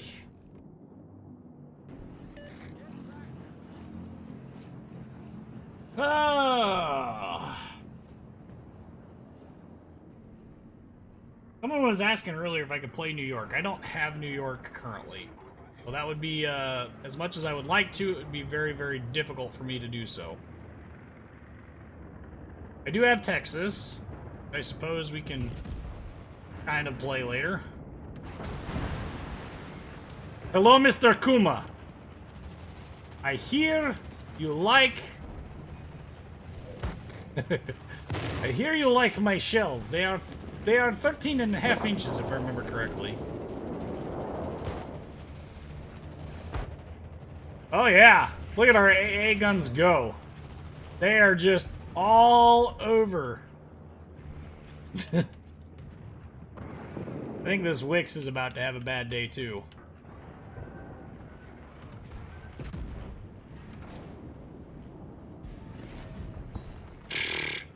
Obviously wasn't for me though.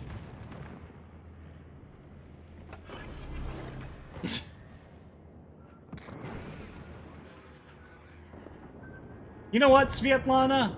I'm just gonna let those hit me, and I'm gonna let you eat this because... Oh, and of course, no flood from it, so all it does is punish me. Fantastic.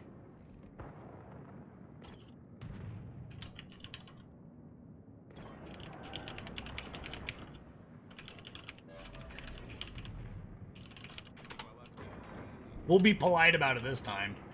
But the problem is there are now torpedo bombers in the area, which means that I'm probably going to eat... Oh no, he didn't launch them at me. Small miracle.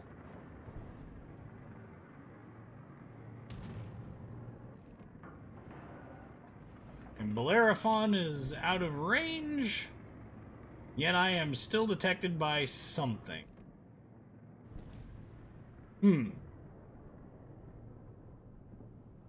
Ay, ay, ay, ay. Need spotting. That'll work. Alright, now that he shot at me, can I get a good lead? I'm gonna guess I'm gonna miss. Oh no, he's by. Oh, what? Not only did I miss that, oh, are they 12 inchers? Whatever. Well, I'm thinking of the herp derp derp derp herp derp. I'm thinking of the French. I'm thinking of Dunkek. Dunkek is the one that has the glorious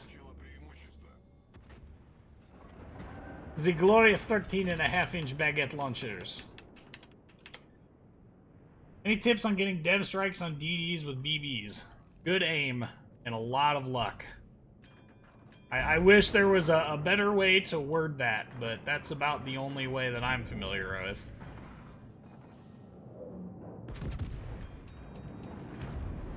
And that in and of itself is not an easy feat either.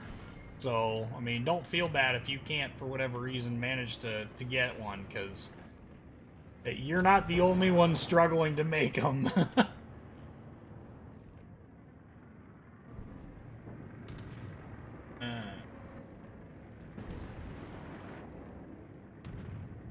Magical low-tier battle... Well, see, but they had to balance Nikolai out somehow, so they, rather than giving it, you know, laser rifles, they decided to give it a 1903 Springfield.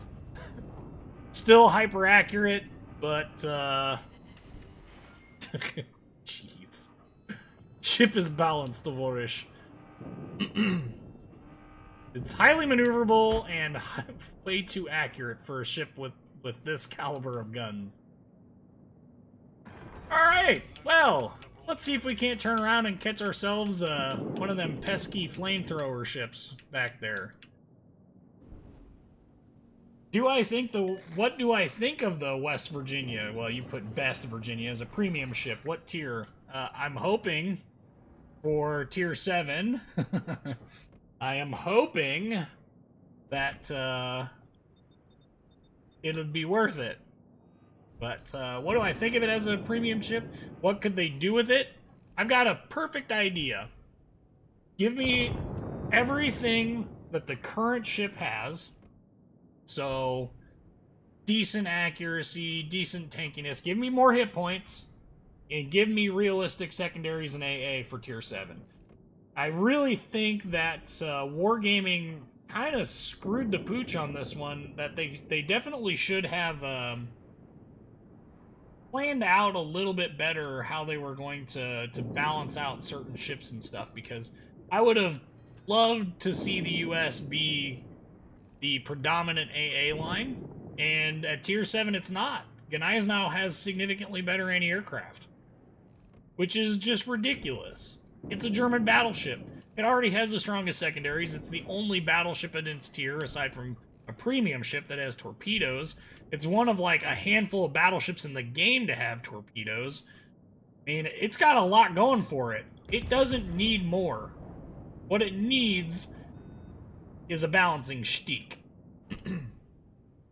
But, hey, what do I know? You know?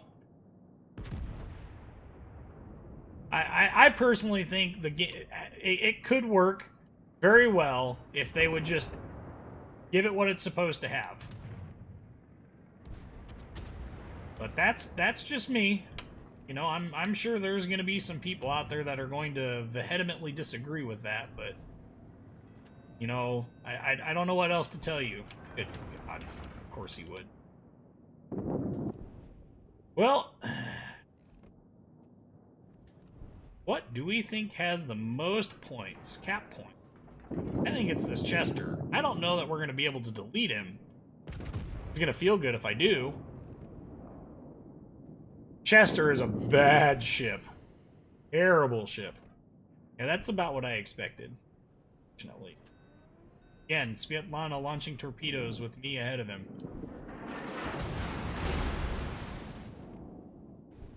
Mr. Bellerophon, your nonsense means nothing to me.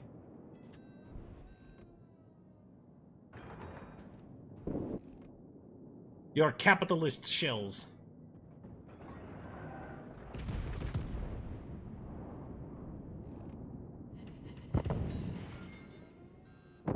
Rip him.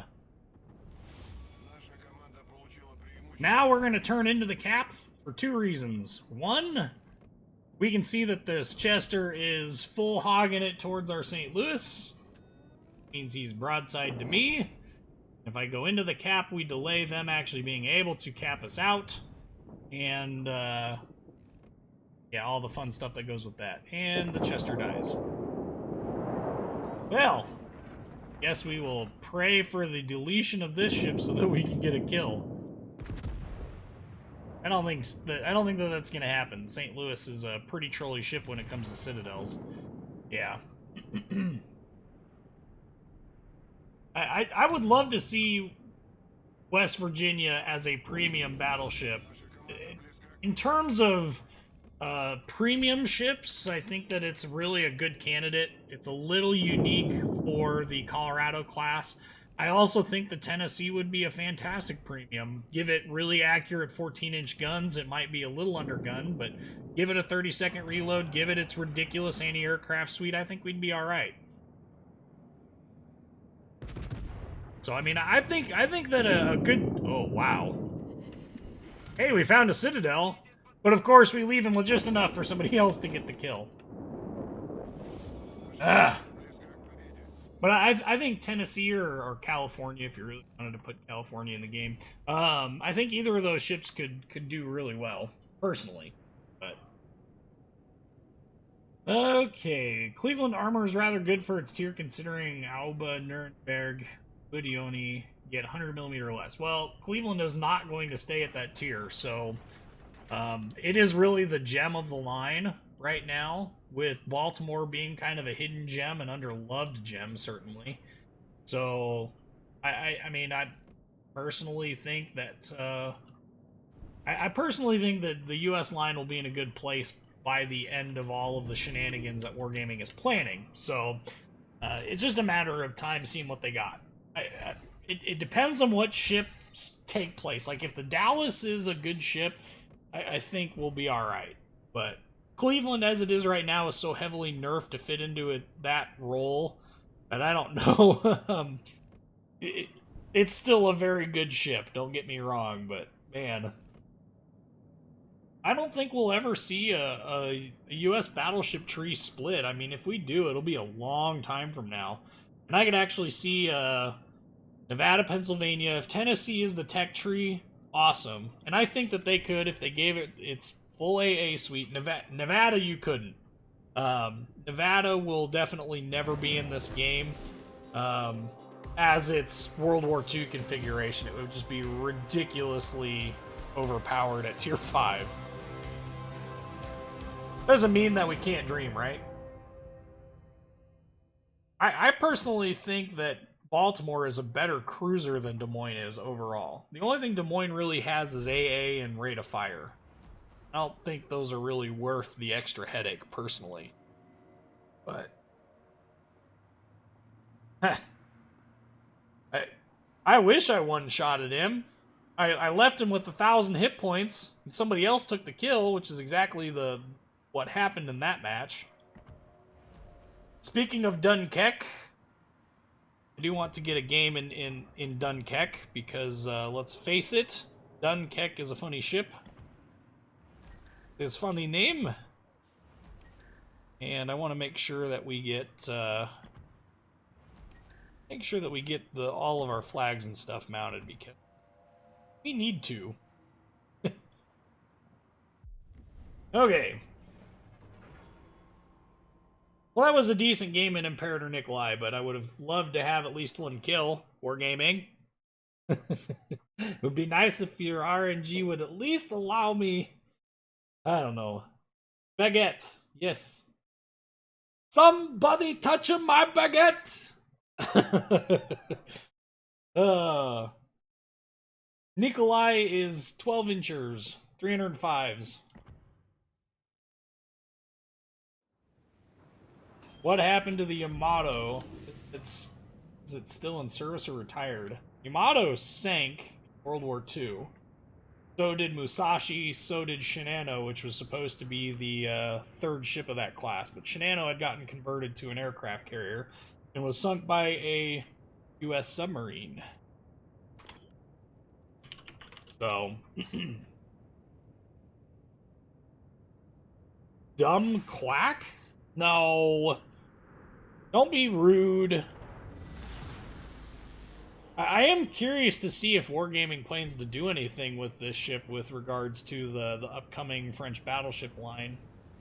You know, as everybody has rumored, all the, you know, the CCs have their videos are coming out slowly but surely, but you know, all the French battleships all have speed boost, it seems like, and I don't know, that's kind of an interesting consumable for a battleship in my opinion. Be interesting to see how they execute it. USS Archerfish, which I think was a...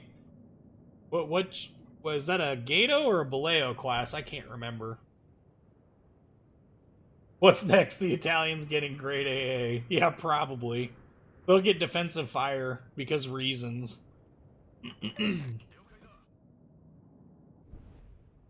Personally, I think if the French battleships don't have good AA, I think that's going to be a shame, considering how many of those ships saw refits in the United States and got a boatload of Beauforts. It is legitimately impressive the number of French ships that actually survived Mers el Kabir and Toulon and were able to be refit. I mean, it's pretty impressive. But what do you think Italians have if French have speed? I'm telling you, the Italians are going to end up having defensive fire. Just watch. It'll be stupid. Speed boost seems to be underwhelming from what I've seen. Oh, well, I've not watched too much of the content that's being released on them yet, so I'll be curious to see some of them. We are in a Tier 7 match. They have a Nelson and a Scharnhorst. New Mexico, New York, Congo. I want that. We got into plenty of cruisers to go hunting, though. That's what has me excited about this match.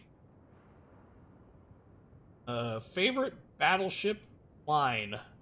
I would say that the U.S. is by far my favorite. I think it's just so well balanced in everything that it can do, and it doesn't give up a whole lot to get it.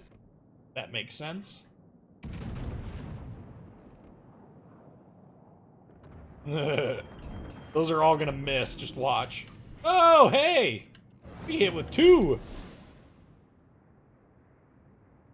Ooh, the Atlanta's coming in. Okay, so good. We've got ourselves an Atlanta over here that we can do. Yeah. Personally, I think that the U.S. battleship should have gotten defensive fire, but can you imagine a Montana with defensive fire? That would have been ridiculous. Personally, I think that if I had one request for Montana as yet a buff, I would say that I would really, really like the 3-inch 50s to be put on border. Ooh, that was a wasted salvo. Well, since the Atlanta's gone, now we have a Leander to deal with. Ooh, Scharnhorst. Being kind of cheeky, too.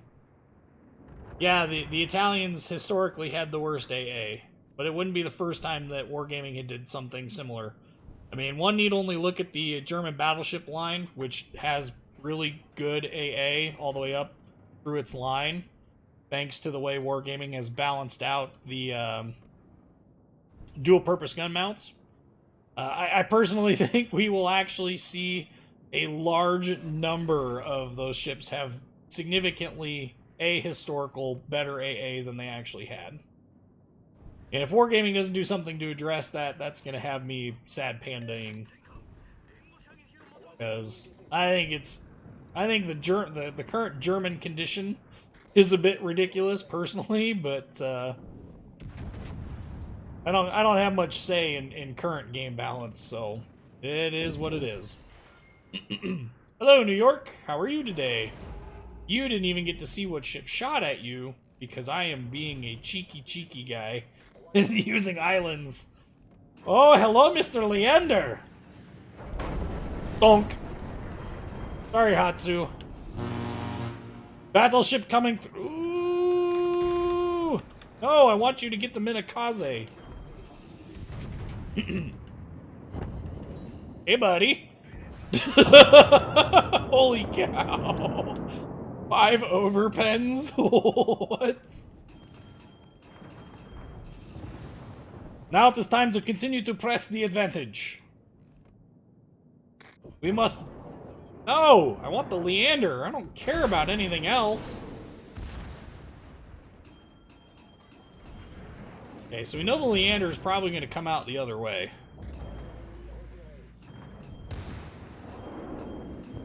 Which he's going to pay for instantly. Okay. Alright, screw it. Let's go after this. We're going to go after the New York. Oh! Oh, what? Come on, secondaries. Do some work. Oh, back at arm. Really? You couldn't have just let me have the kill? Seriously. This is how they thank me for all of my hard work. Laysai. My baguette armor protected me from all of the dangers. And this is how they thank me. It is what it is. Oi! That's enough of that, Mr. German. Oh, you have somebody else to go bother. A little bit of a... Go away, Mr. Scharnhorst. I have no qualms to pick with you. We have a King George V over here, though, that would like to. I'm sure. Or at least I wish. Knock it off!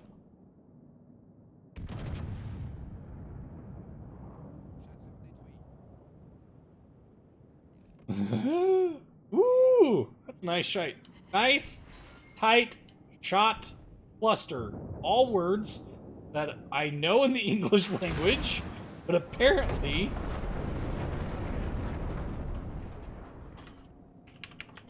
Whoop! Those are all words that I know, but apparently can't remember. We're in a bad position. We're in a really bad position. Because that's a Scharnhorst. And if he's paying attention to me... Oh, he's not. That's amazing. He ignored me. Ooh.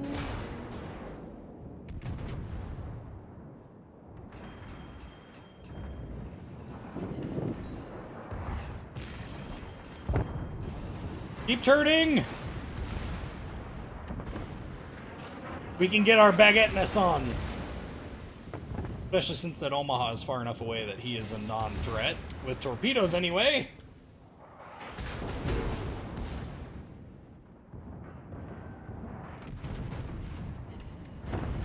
Oh, I would have definitely done the same. Ow! Ow! Stop putting holes in my butt! That's it! I'm slowing down. Oy vey, 3 fires. That's just rude.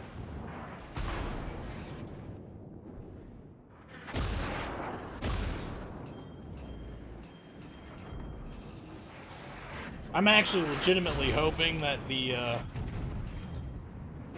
that Omaha comes back. Yeah.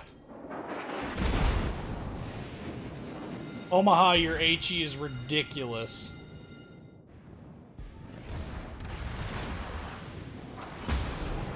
Well, that's why I'm being started on fire all the dang time.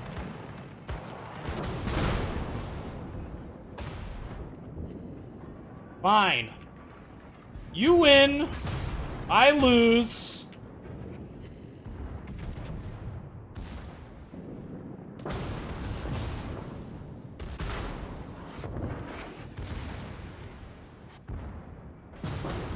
We're getting a bit toasty here. Stop! Oh! Well! I am way out of position, apparently, so this is probably going to be the final salvo. It's the final salvo!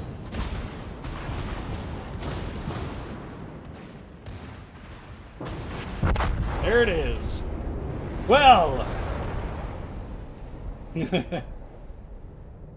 Oh, well... I don't know why people are getting rid of their Dunkirks. I played that way too aggressively, which is fine. It's fun to play that ship stupid aggressively. Played it without support. That's not fine. But, well, it is what it is. Battleship drum autoloaders. Fire like 3 shots in a short period of time. Life is short, go crazy. No, I don't think that's a good idea. Oh, man. Well, what do you think if the catapult aircraft had all 3? What? Launch at... Oh, I see what you're saying.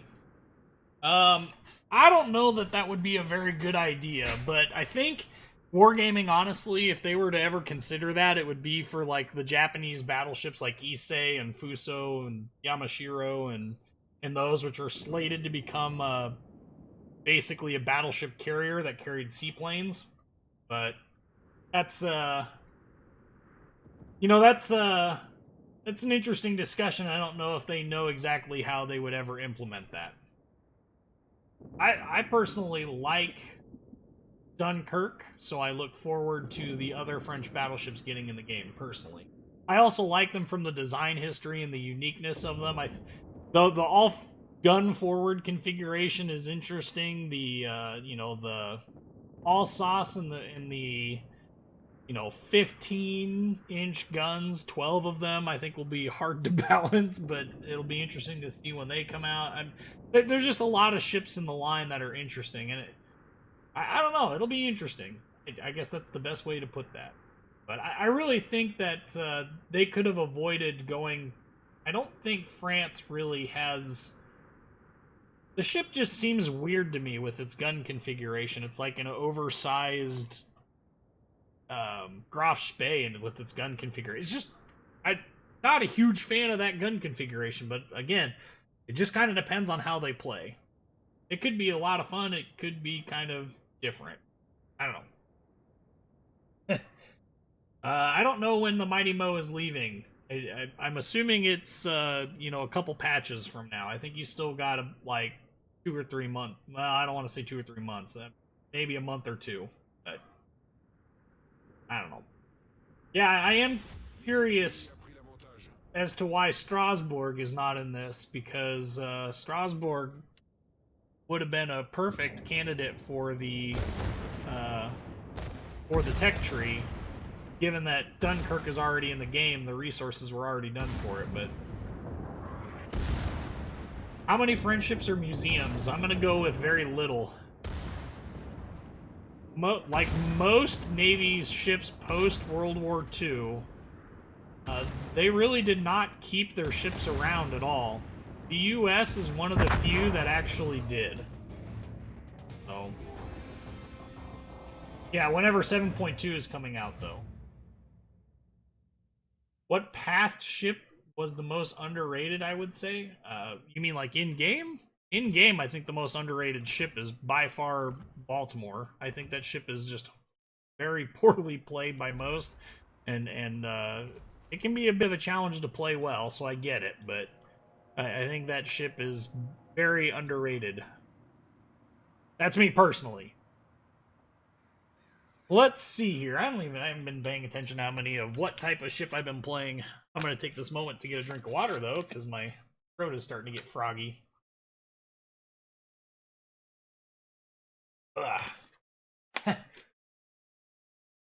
Do I like the North Carolina? Yeah. I mean, I enjoy the North Carolina. I just have Alabama, so it's hard for me to justify playing the North Carolina when I have the Alabama, which is an equally good ship.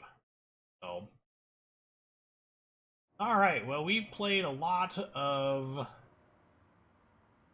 Yeah, we played a lot of Battleship here, so we need more cruiser love. We're gonna break out the Belfast at tier 7. So if you guys want to get that ready, if you want to drop in, you're certainly welcome to. I just advise that if you're on the other team, I respectfully request that you don't stream snipe. But I don't have the. I have Duca, but I don't have the other tier 7. I don't have the Abruzzi or whatever it is. So I don't know. Pepsi Cola is the most hated. I don't think so. Pepsi has a lot of haters, but I think the vast majority of that is from I think the vast majority of that is from its reputation before the recent buffs that it got. It's a pretty capable ship, but cheater. It's just the Belfast, guys. I mean, come on. It's not that big of a cheat ship. You still have to play it right. It's not going to hand you a win. No, the Belfast is not available anymore. Katori. Wait, yeah, I do have Katori. I've never played that ship, but I know there's somebody that keeps asking for it. Comments to the video. I just... How does the Leander and Edinburgh play? Leander and Edinburgh, they're pretty similar. Both reasonably maneuverable, not very durable, have smoke and a heal. I think they're a lot of fun to play, but you know, everybody's gonna have their own opinions, so. Tier 4 won this. They have a tier. Who has a tier 4? What? Have to be. Oh, they've got an Orion on their team. Nice. Uh-oh. Whew. Sorry, Mr. Paladin. All B and YOLO. Yikes. I don't have Gneiss now currently on set up. I don't have it bought or set up, so I can't play it. And I guess I could buy it, but I really don't like Gneiss now. We can play Scharnhorst though. Scharnhorst is a fun ship to play. Also need to revisit the Z-52s at some point. How about this? We'll do after this battle, we will play Scharnhorst, then we will rock the Z-52, and then we'll finish with Montana like we normally do. How does that sound? Scharnhorst Z-52 again, and then Montana, per tradition, to end the stream with Montana. Yeah. I think their team is going to be in for a world of hurt. We got more DDs. better DDs. And they have a tier 4. I think we'll be alright. Shiny horse!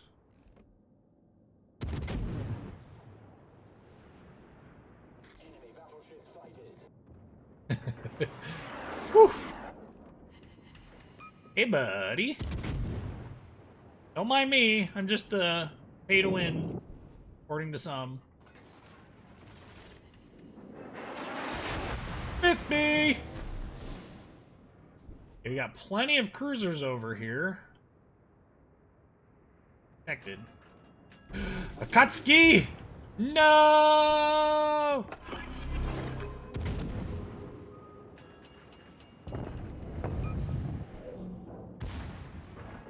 And of course, there are the torpedoes, which I can only hope that I will be able to avoid, which seem unlikely. Oh, I will! Yay! We do want to be careful, because we've got lots of enemy cruisers over here as well. I could radar him, but he's behind an island, so I'm not sure I really want to do that. With Hydro up, it's really not that big of a deal.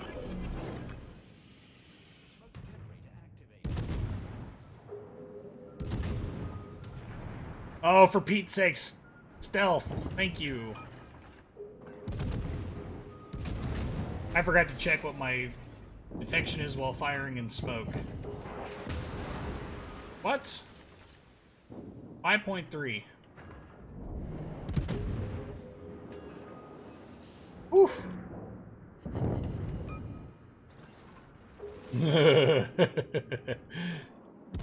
Homeboy, you done made a mistake. With the torpedoes that the Akatsuki launched, I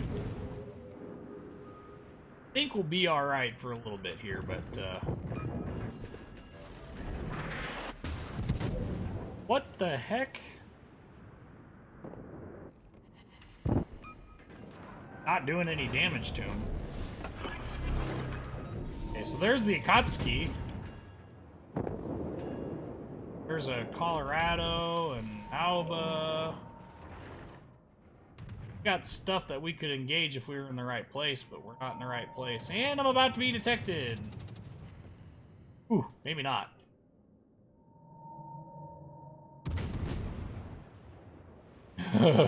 As we just barely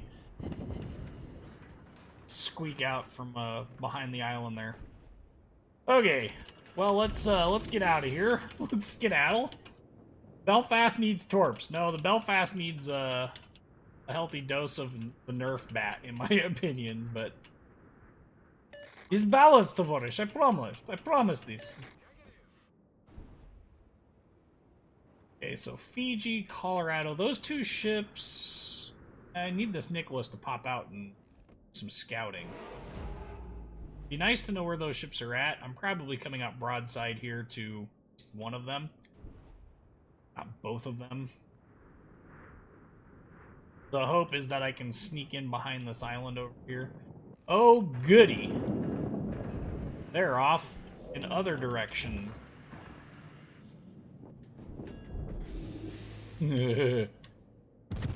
Rip.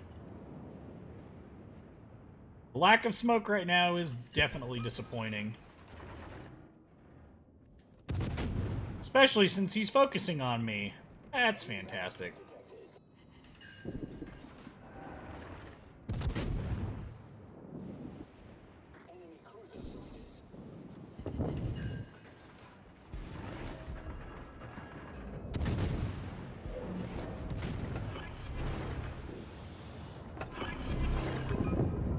Hot roast spaghetti-o. Not quite broadside to him, but I'm definitely plenty close.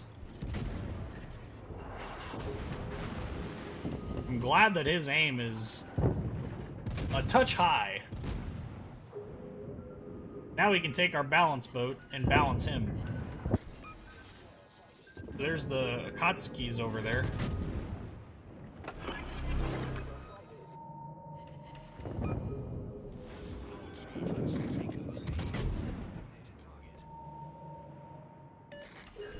I'm sorry, Bay. Please don't hurt me. Good night.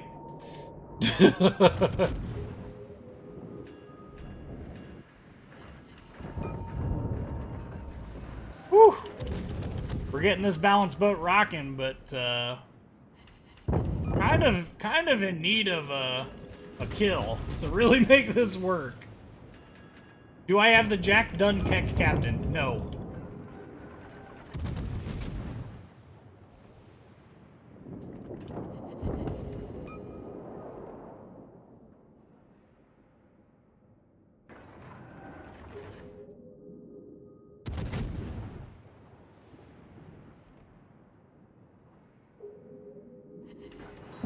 Balance! Oh, man. That's definitely the sign that torpedoes are inbound. And on top of that, we're about to run out of smoke here, so we got our kill, which is always a good sign.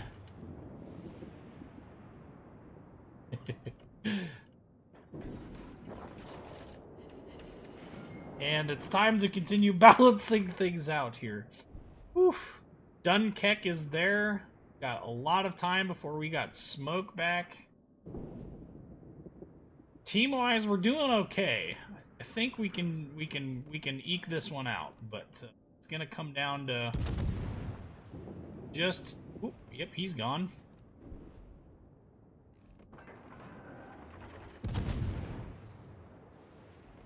Gonna come down to some hairiness with the. I'll take it. Now we go to abusing our islands. You know, can you guys imagine if the Royal Navy cruiser line launched with high explosive? I mean, imagine Minotaur with this same HE. And you'll have a pretty good idea of the reasons why I think Wargaming didn't want anything to do with these ships having anything resembling HE. Like imagine, like I said, imagine this ship, but with HE. Imagine the Minotaur with this ship's HE. Oi! The thoughts of it gives me the heebie-jeebies. Like, ooh. It would be hilarious, but I don't know that it would be something that I would think would be any more balanced than this ship is, which this ship is plenty strong. I mean, we're seeing it, so. He just burned his repair. That was a mistake on his part. Especially considering the level at which this ship starts fires. So the British don't understand the meaning of broken. Oh, I think they do. I give the Brits a little bit more credit than that. I think they get it. I think they get it whole hog. I think that's not an issue. The whole line, like all of their lines, though, you're right. They are very specialized and very, very capable. So, I mean, maybe they don't understand. I don't know. I would think that they would. But, we're definitely doing some work. Let's, we're gonna keep engaging this Dunkeck while we back up. But my hope is to be able to engage this Orion. I don't think we're gonna be able to. I think we're gonna be out of smoke by the time that becomes a thing. So we'll keep shooting at the Dunkeck because he is far enough away that this is a viable strategy. We're using our island armor, which is best armor. That is one thing, like, if you don't enjoy this playstyle, I can totally see how this would be a terrible and not fun ship to play. Personally, I don't mind the playstyle. There are other playstyles that I think are more entertaining, but, hey, there's a guy on the other team named Peacekeeper.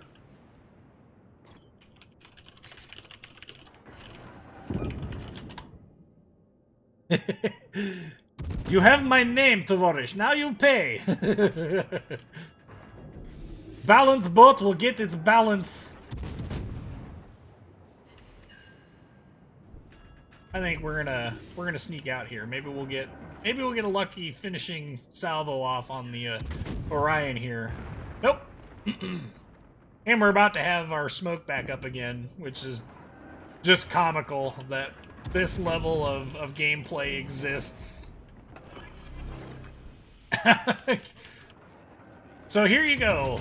Abuse the islands, abuse HE, burn all the things, AP all the things, just win all the things because, you know, balance.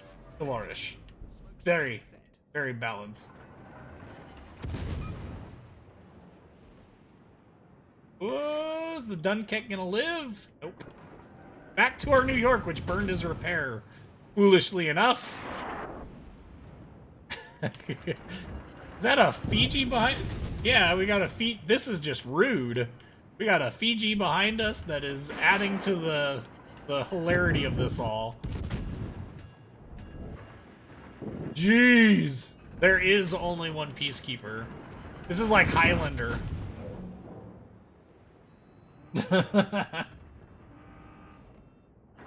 Basically be a Des Moines with worse alpha and fire chance. Yeah, but the rate of fire is twice as fast, so I'm not sure I would call that worse.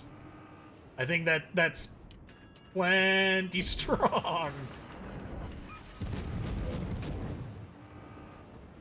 Because, I'm not saying imagine it having these very guns, I'm saying imagine it having these HE shells and then combining that with the rate of fire of a Minotaur. Because the HE fire chance on this is like, what, 8%? I mean, it's not bad at all. It's really, really good. Hey, third kill. Good show. Yes, yes, I see you, Shores. There's more important targets for me to take out, like this Königsberg. Like that. Now there's a Kraken on the line. Anyone? I'm going to guess no, but crazier things have happened.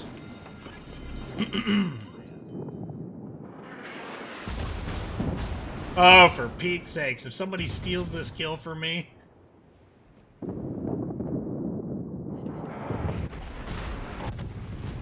No, my kill! Yes, Kraken! Sweet! Oh, man. That was intense. Whew. 170,000 damage. Yeah. Balanced. Yikes. Oh, man. Now, that was intense. That was definitely intense. Okay. So we are now oh, we've got another container. Can we go for 2 super containers in one day? No. Dang it. I was hoping for it. I really was. Okay. Now that you have the ability to create great games... Yes, I will be doing a review of the Belfast eventually. Whew. Cleveland actually does have higher HE. I think you're right, but, well, 7%. And I also don't know what flags I'm running. I'm probably running them. 12%. Okay, so it does. However, again, we're talking about having 10 guns. Is it 12? 10 or 12 guns. Where's my Minotaur at? Around here somewhere. I haven't played him in ages either. You're talking about having 10 guns, firing once every 2.8 seconds with a 7% fire chance. I think that would be plenty strong. I don't know. Maybe I'm completely off base here, but I'm gonna say probably not. Tirpitz. That kept off our Tirpitz. So here we are, Scharnhorst, and I was literally minutes away from getting the special camo for it. Minutes. So that had me a little upset. Oh well. So here we go. Yeah, that would be an epic battle replay. I'd have to separate it out of the actual live stream, but that's fine. Maybe I could. Maybe I couldn't. I don't know. Yes, Cleveland does have a higher fire chance than the Belfast. That's true. You are correct.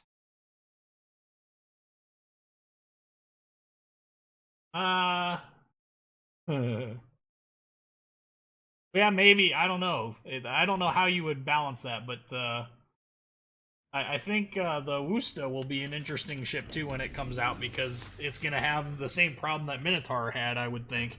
The rate of fire is lower, but not by a whole lot, but it's got an extra 2 guns. Someone go look up the rate of fire on the Wusta's gun mounts, because it could be interesting. I say that a lot, but I mean it. It really could be interesting. Uh-oh. There's a Duke of York on the other team.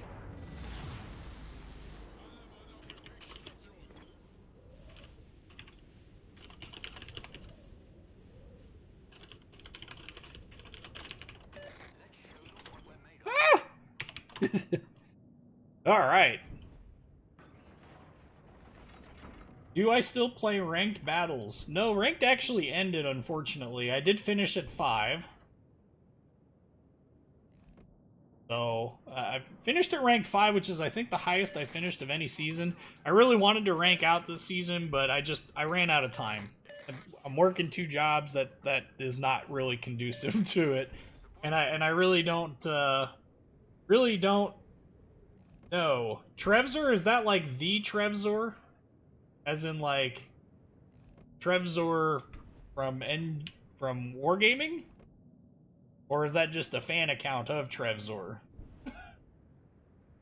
15 rounds a minute, allegedly 20, but I don't think it ever actually achieved 20. Yeah, that would be a... I don't know, it might.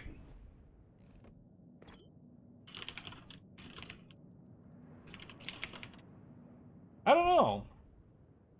I think they had some reliability issues, but even at 15 rounds a minute, that's 4 seconds. Okay, so that's a little bit, that's 1 every 5 seconds or so. Well, not or so, that's exactly 1 every 5 seconds.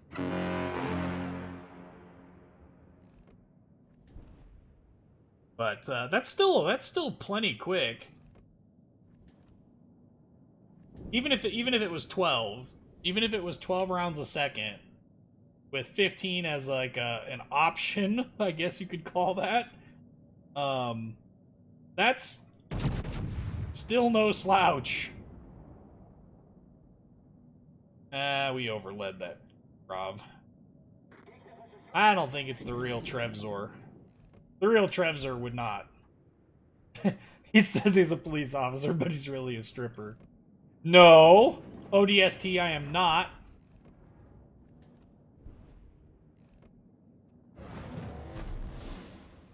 You just wish I was, that's all. But it'll be HE every 5 seconds? 5 seconds will be load mod 1. Yeah, I mean, I don't know why it would be anything less. You know what I'm saying? I mean, there's no reason for it to be less. Just overall, a potent potential there. If I could see this Miyoko, I'd be able to more accurately engage him. We'll just keep pushing in. Hey, buddy. Not immune behind that island. No, I'm not a state trooper. I am most definitely not a state patrolman. Last time I checked, anyway. And if I ever do become one, that would be a bad day. The state patrol in my state have a really mixed reputation. We're gonna slow up a little bit here and wait for some other ships to get into this fight. Maybe do a little bit of sniping, if you will. Yeah, if that's... Prove it to me, Mr. Real Trevzer. You're starting the USS Kid? Alright. I think Trevzer's getting a super tester loneliness.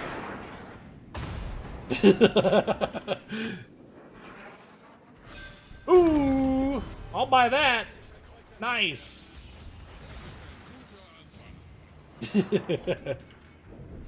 Trevzer, I fully expect a conversation in Discord after this. I know you're like a ghost on it, but we're gonna have to fix that. Okay, now that we've got some people up here, we should be able to push in.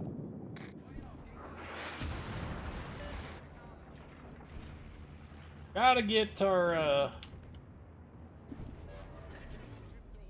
oh, come on. He's down. Awesome. We are doing some work. Do they have park benches on the back? I love how that's like the one thing that everybody focuses on with the French cruisers is like, oh, they got park benches. Park benches? Like, out of all the features that you could have picked on them, you picked on the park benches as the key motivator. Miss me! Oh.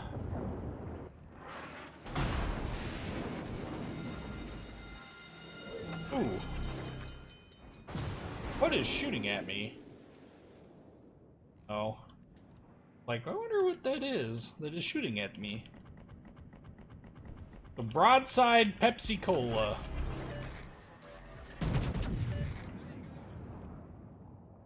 Can we get a dev strike? No, but 14,000 hit points gone. That's definitely painful for him more than me.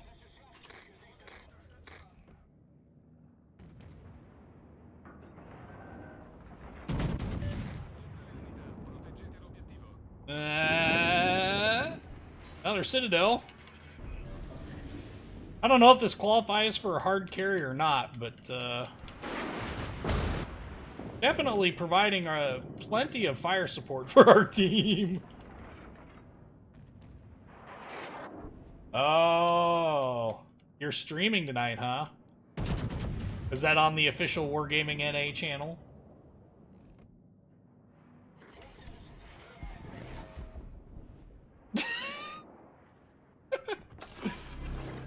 They have ships. Yeah. They do indeed have ships. I don't know what that's about. Are they gonna get more? Who wants more, though? Like, let's be honest. I think if I had to guess, I would say that any of our future Pan-Asian cruisers are gonna end up being remakes of U.S. cruisers, right? So, or Russian cruisers. I'm not sure that's necessarily the most inviting of cruiser lines when you shake it all out.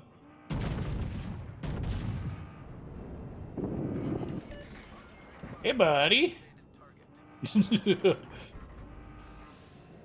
I'm really playing kind of passive for a Scharnhorst. We're just not bullying ships like you would expect. But I'm also a little less than impressed with the way that my team is supporting me, so it's probably for the best that we don't. Is Bugioni backing up? He is.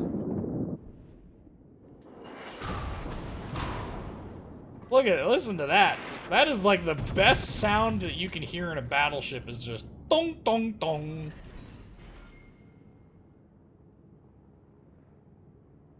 Oh.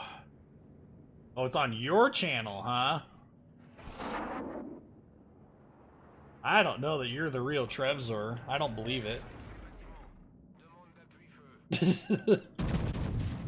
Maybe you are, maybe you aren't, but what are you doing on YouTube gaming? Oh my. Well, let's see if we can't, oh, see, that's why I've got two battleships that are far from fast. I think that's the reason why I'm not getting much support in this thing. because I physically can't get any support because they're giving it all she's got, Captain. Well, let's do some creative positioning here. Oh, the Janeway is gone. Oh. Peacekeeper bias. I don't think there's anything as called Peacekeeper bias, but that's not to say I can't wish. I mean, I'm not gonna lie, I definitely have put a bunch of time and effort into this game, so maybe there is bias, but if there is, I can't imagine it being much, because you've seen some pretty potato gameplay from me tonight.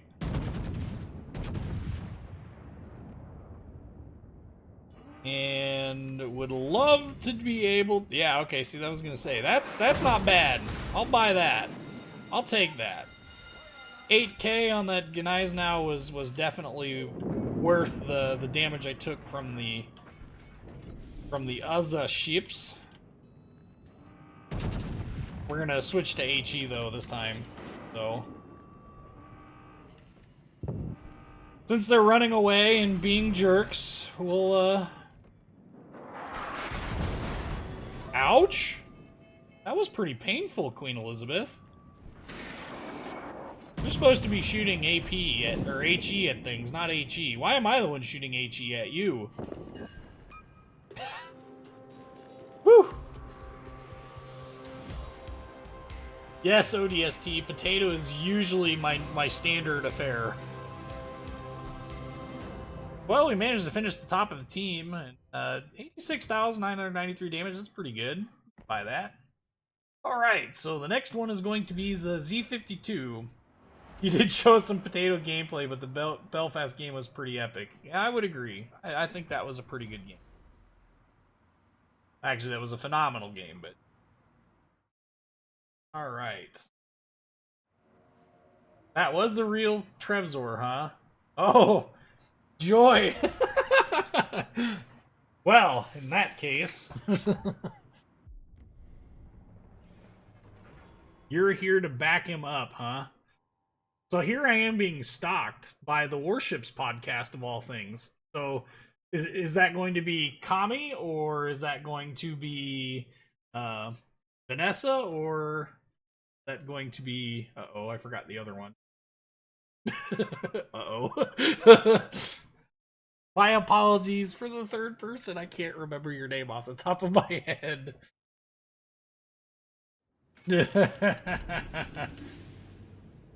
Baltimore game was pretty good too, that's true. Curlorn, thank you.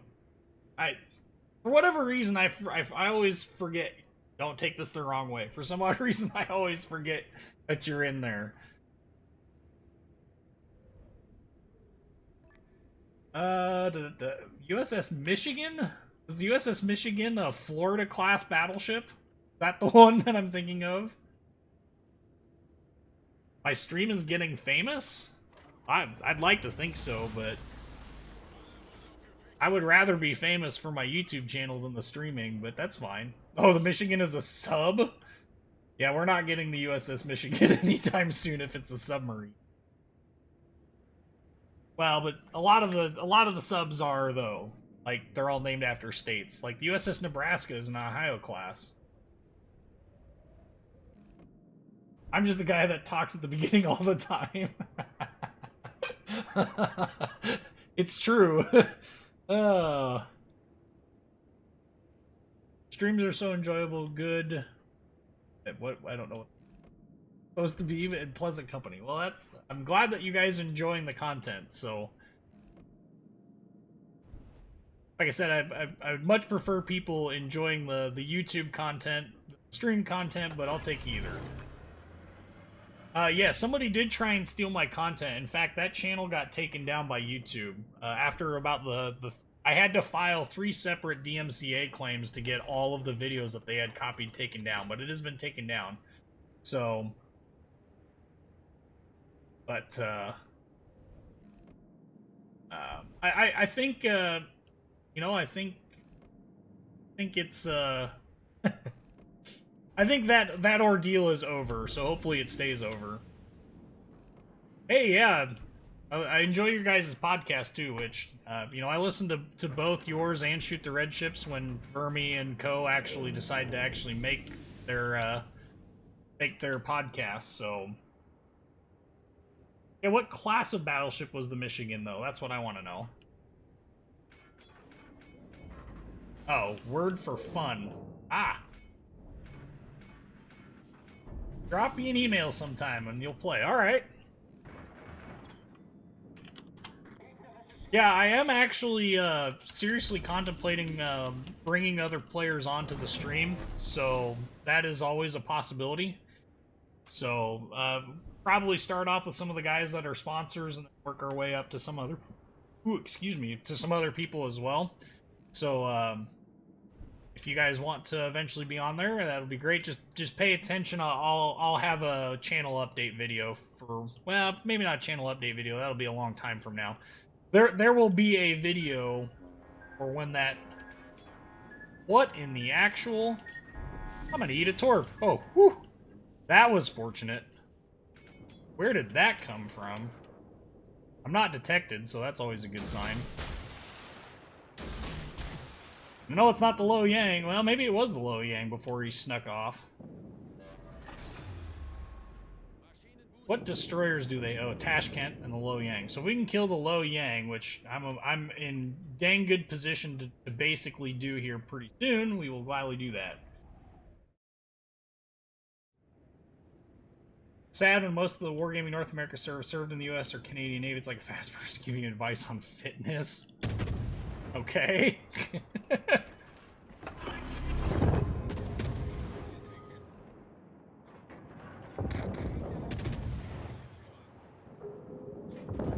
I think we might actually get some torpedo hits off on this Friedrich, provided that those torpedoes were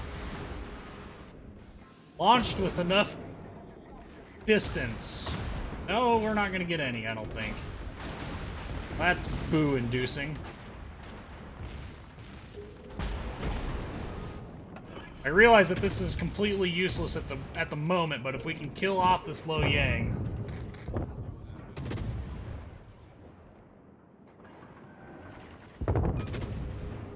Oh, come on! Oh, whew. We didn't even get any... Oh, Moskva. This is bad.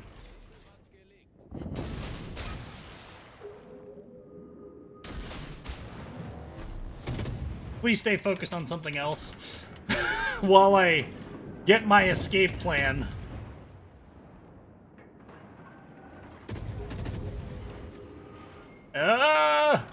Maybe we'll get lucky. Nope, he's turning to radar.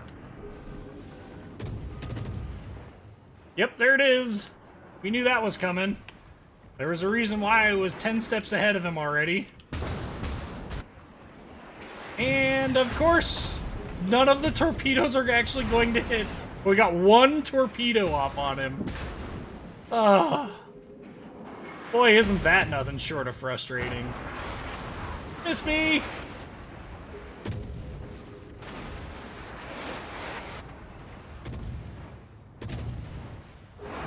Boy, that stinks for that Friedrich as well, so that's fine. I'm not going to complain about all the little details. Hoping to get myself into a position that maybe we can get a good torpedo run off on him on the Moskva here. 40% win ratio is not... in a game like this, where there's so many other players in a match, I really don't think that that's as bad as many people say it is. There are definitely far worse than that in this game.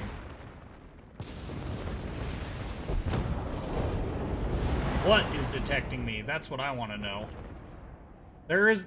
The Moskva already burned his radar once. Well, it was his radar, so... Boy. Wonder what radared me before. That's kind of interesting.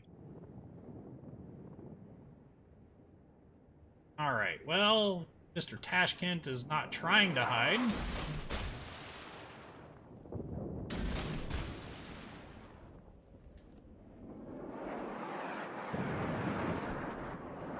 We're ooh, I don't know that. Yeah, and he just fired too, so that's not going to be of any real help.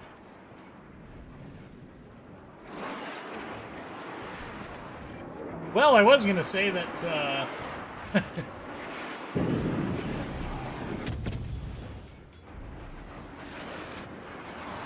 we're gonna try and help out our team as best we possibly can by focusing down this Roma. Again, we do need to be careful. The Friedrich der Grosse has hydro, but it's going to be limited in range. It's going to be slightly shorter than mine, so like 5.6k or so. That is something that we definitely need to pay attention to. Plus, with our torpedoes coming back up here soon, we might actually be able to get some torpedoes off on him. Just kind of depends. Roma is definitely getting close. And it would be nice to take Roma out of this fight as well. We're going to put him that way because I'm 99% sure that that's where they will go. It's where I would go if I was in his shoes. I would be turning in and not out, so here's to hoping that that's the direction he does take.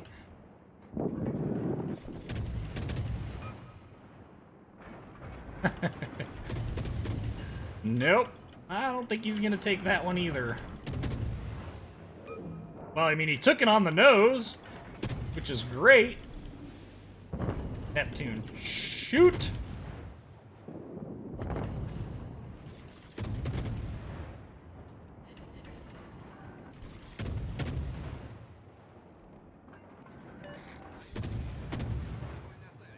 Well, that might have been a mistake. We'll see.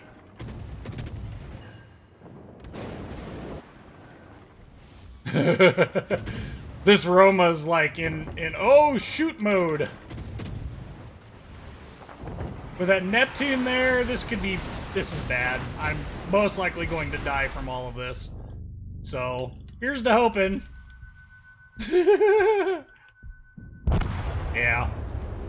Why did my second torpedo set not go off? What the heck?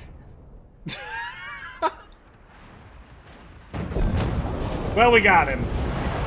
There we go. Okay, so here we go. Let's see. If the Montana was real in real life, no, it couldn't go through the Panama Canal, but Yamato versus Montana in real life.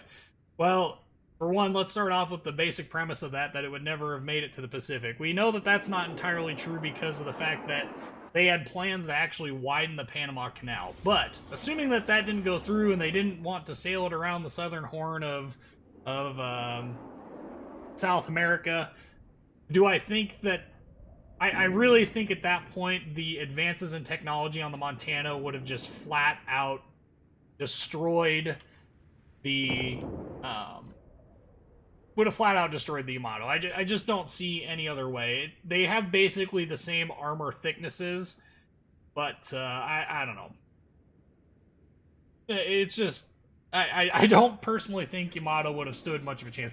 I think already going to just the discussion against the Iowa versus Yamato, I think you have a good case to be made there that there's no way that those two ships could have possibly, like, that would have been almost a fair fight. Depending on the situation in which they engaged each other, I really do think that...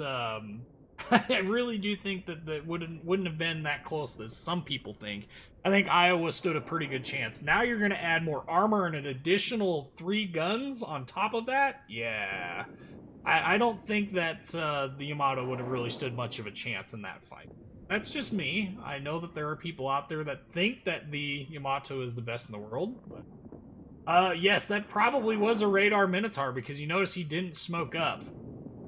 So... I'm guessing that was a radar minnow. Good for him for running a very, very brave one, that's for sure. That's a configuration that is hard to stomach. Didn't the Roma sink by German bombers? Technically, yes. They sank Roma using a Fritz X bomb, which... Oh, did we win? Oh. Or is this a bug? No, we won. Well, alright. That was an alright match. Would have liked to have done a lot more damage, but hey, it is what it is. So we will, he's in a minute. Oh man, we're gonna finish this off with Montana, as is tradition. Tradition! So, let's see. I don't think the Germans would have ever have actually built any of the H-1s. Any of the H ships. I really don't think so. You look at the way Germany used their surface fleet during World War II, and it's just not what I would call thorough. So that, I don't know. That's just me. They used them primarily as commerce raiders, and that really kind of limited their capabilities a lot. And I don't think they would have actually finished the battleships. The idea for them was not necessarily to create the big fleets, because they knew, like the Japanese knew, they knew that they weren't ever going to really be able to compete one-on-one with U.S. ships or with the British Navy. I think they would never have actually built the H series of battleships, even if they had the supplies to. It wasn't much. Yeah, Mr. Boulom, you are a little late, but the good news about YouTube is that this will be posted to YouTube and you will be able to view it again. So, and it will be there for a long time. What American battleships are in service today? Unfortunately, none, although the USS Iowa and the USS Wisconsin, maybe Missouri, I don't remember. They were recently just taken off the reserve list. About 2012, the last time that we had a battleship that could have possibly been utilized. You were just in... You were? I guess I missed that. Yeah, we did. We need the some sort of intergalactic alien to invade to bring out the Missouri. That's the one that's in Pearl Harbor. But that was actually, like, the last part of that movie was a lot of fun. The first part of that movie was absolutely terrible. I don't... Well, was H-39 actually laid down, though? I really don't know that it... I think we're getting... A lot of people think that the Montanas had their keels laid, too, and I don't know that that's not actually true. I do know that that's not actually true. How do you target other ships for your team? You mean, how do you tell people to focus on a target? That's the F3. Somebody mentioned that already, but figured I would run it up there. What do I run captain-wise on my Monty? So my Montana captain has my pretty typical U.S. battleship captain build. It starts off with preventative maintenance and then goes to expert marksman, superintendent, concealment expert, advanced firing training, basic firing training, adrenaline rush. I kind of went quick, but hopefully that makes sense. So preventative maintenance, expert marksman, superintendent, concealment expert, advanced firing training, basic firing training, adrenaline rush. That's the build that I run and have run on my U.S. battleships since forever. It really gives you a good mix of just about all the things that make U.S. battleships good. You have good AA, you have usable secondaries. They're not the best in the world, but they are usable, and that's always nice. So here's to hoping maybe we can delete would be fun, but I know that ain't gonna happen. Yeah, look at that. The first two kills of the H-39s were laid. All right, well. I'll be honest. It's not a ship class that I was overwhelming, like, that I spent a whole lot of time studying on. Okay.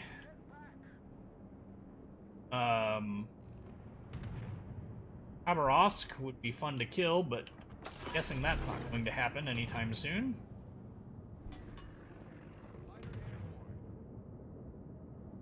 We're also on this flank down here, and I'm not real comfortable with it. Out of the... Sow. Another cancer boat.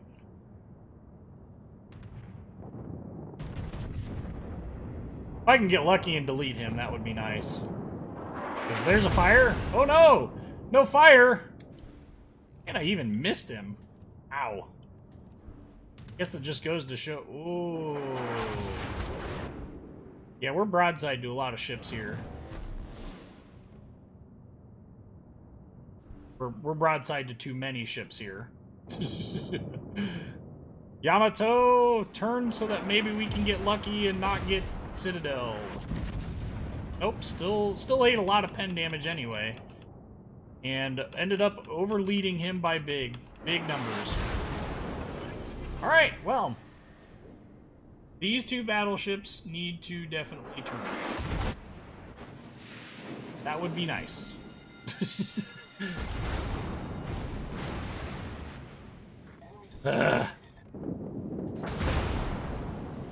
Quit putting holes in my butt! Seriously, stop! Thank you.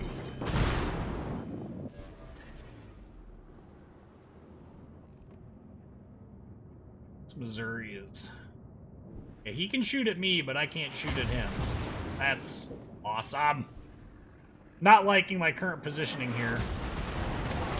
We're getting extremely lucky right now. I mean, at this point, I'm not...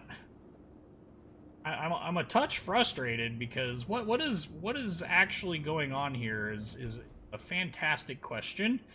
I don't know what our team is doing.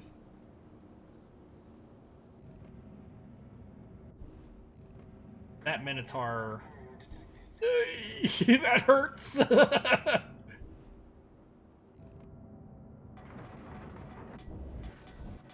Hopefully,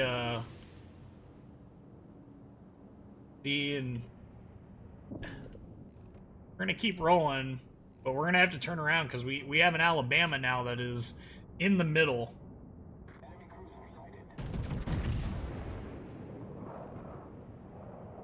Here's to hoping I can get lucky with those shells on that Missouri, but the way my aiming has been on slightly angled ships, it's gonna do that instead. He's broadside too. That's the sad part. Like, he's oh, see, he's even engaging me. That's clever.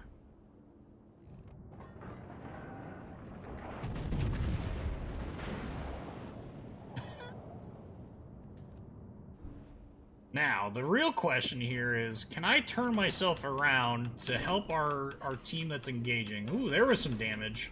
13,000. I should do a collaboration with Notzer? Is that because I tend to beach myself like I'm about to do?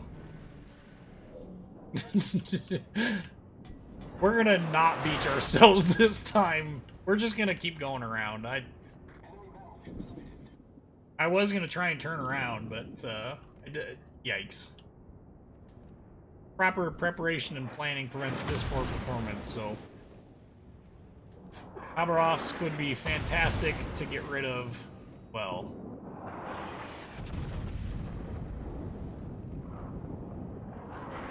lucky detonation? Didn't think so. It was worth a shot, though. It would also help just to actually hit him, but, Shima, like, engage him or something.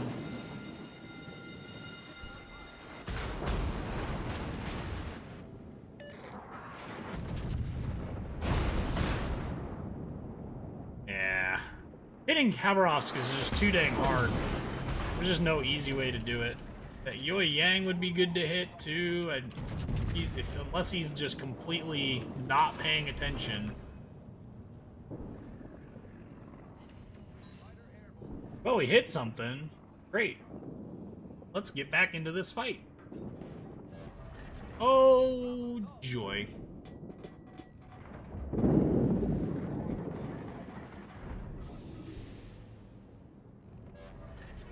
Fletcher got a pretty good smack on that Yamato there. Wish I could spot him, because might actually be able to return fire. Oh, joke's on me.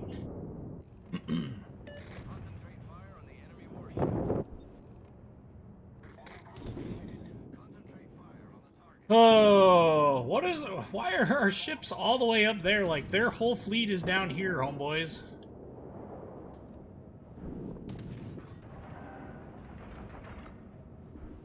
Okay, Yamato is dead.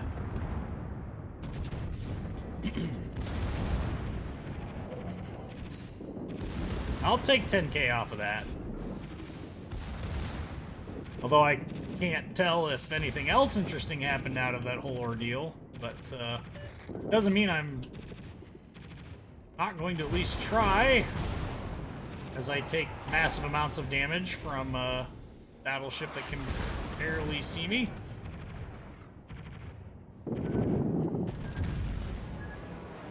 Nope.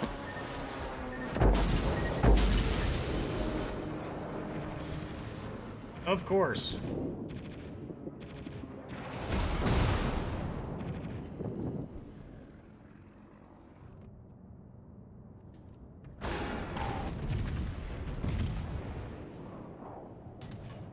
Yeah. The team support has been fantastic this match. And it has been all match, I guess I should say. Because,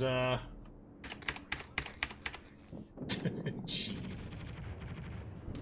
If that Zhao doesn't somehow manage to kill me, it'll be nothing short of a miracle. Well, the carrier's gonna kill me anyway, so it doesn't really matter.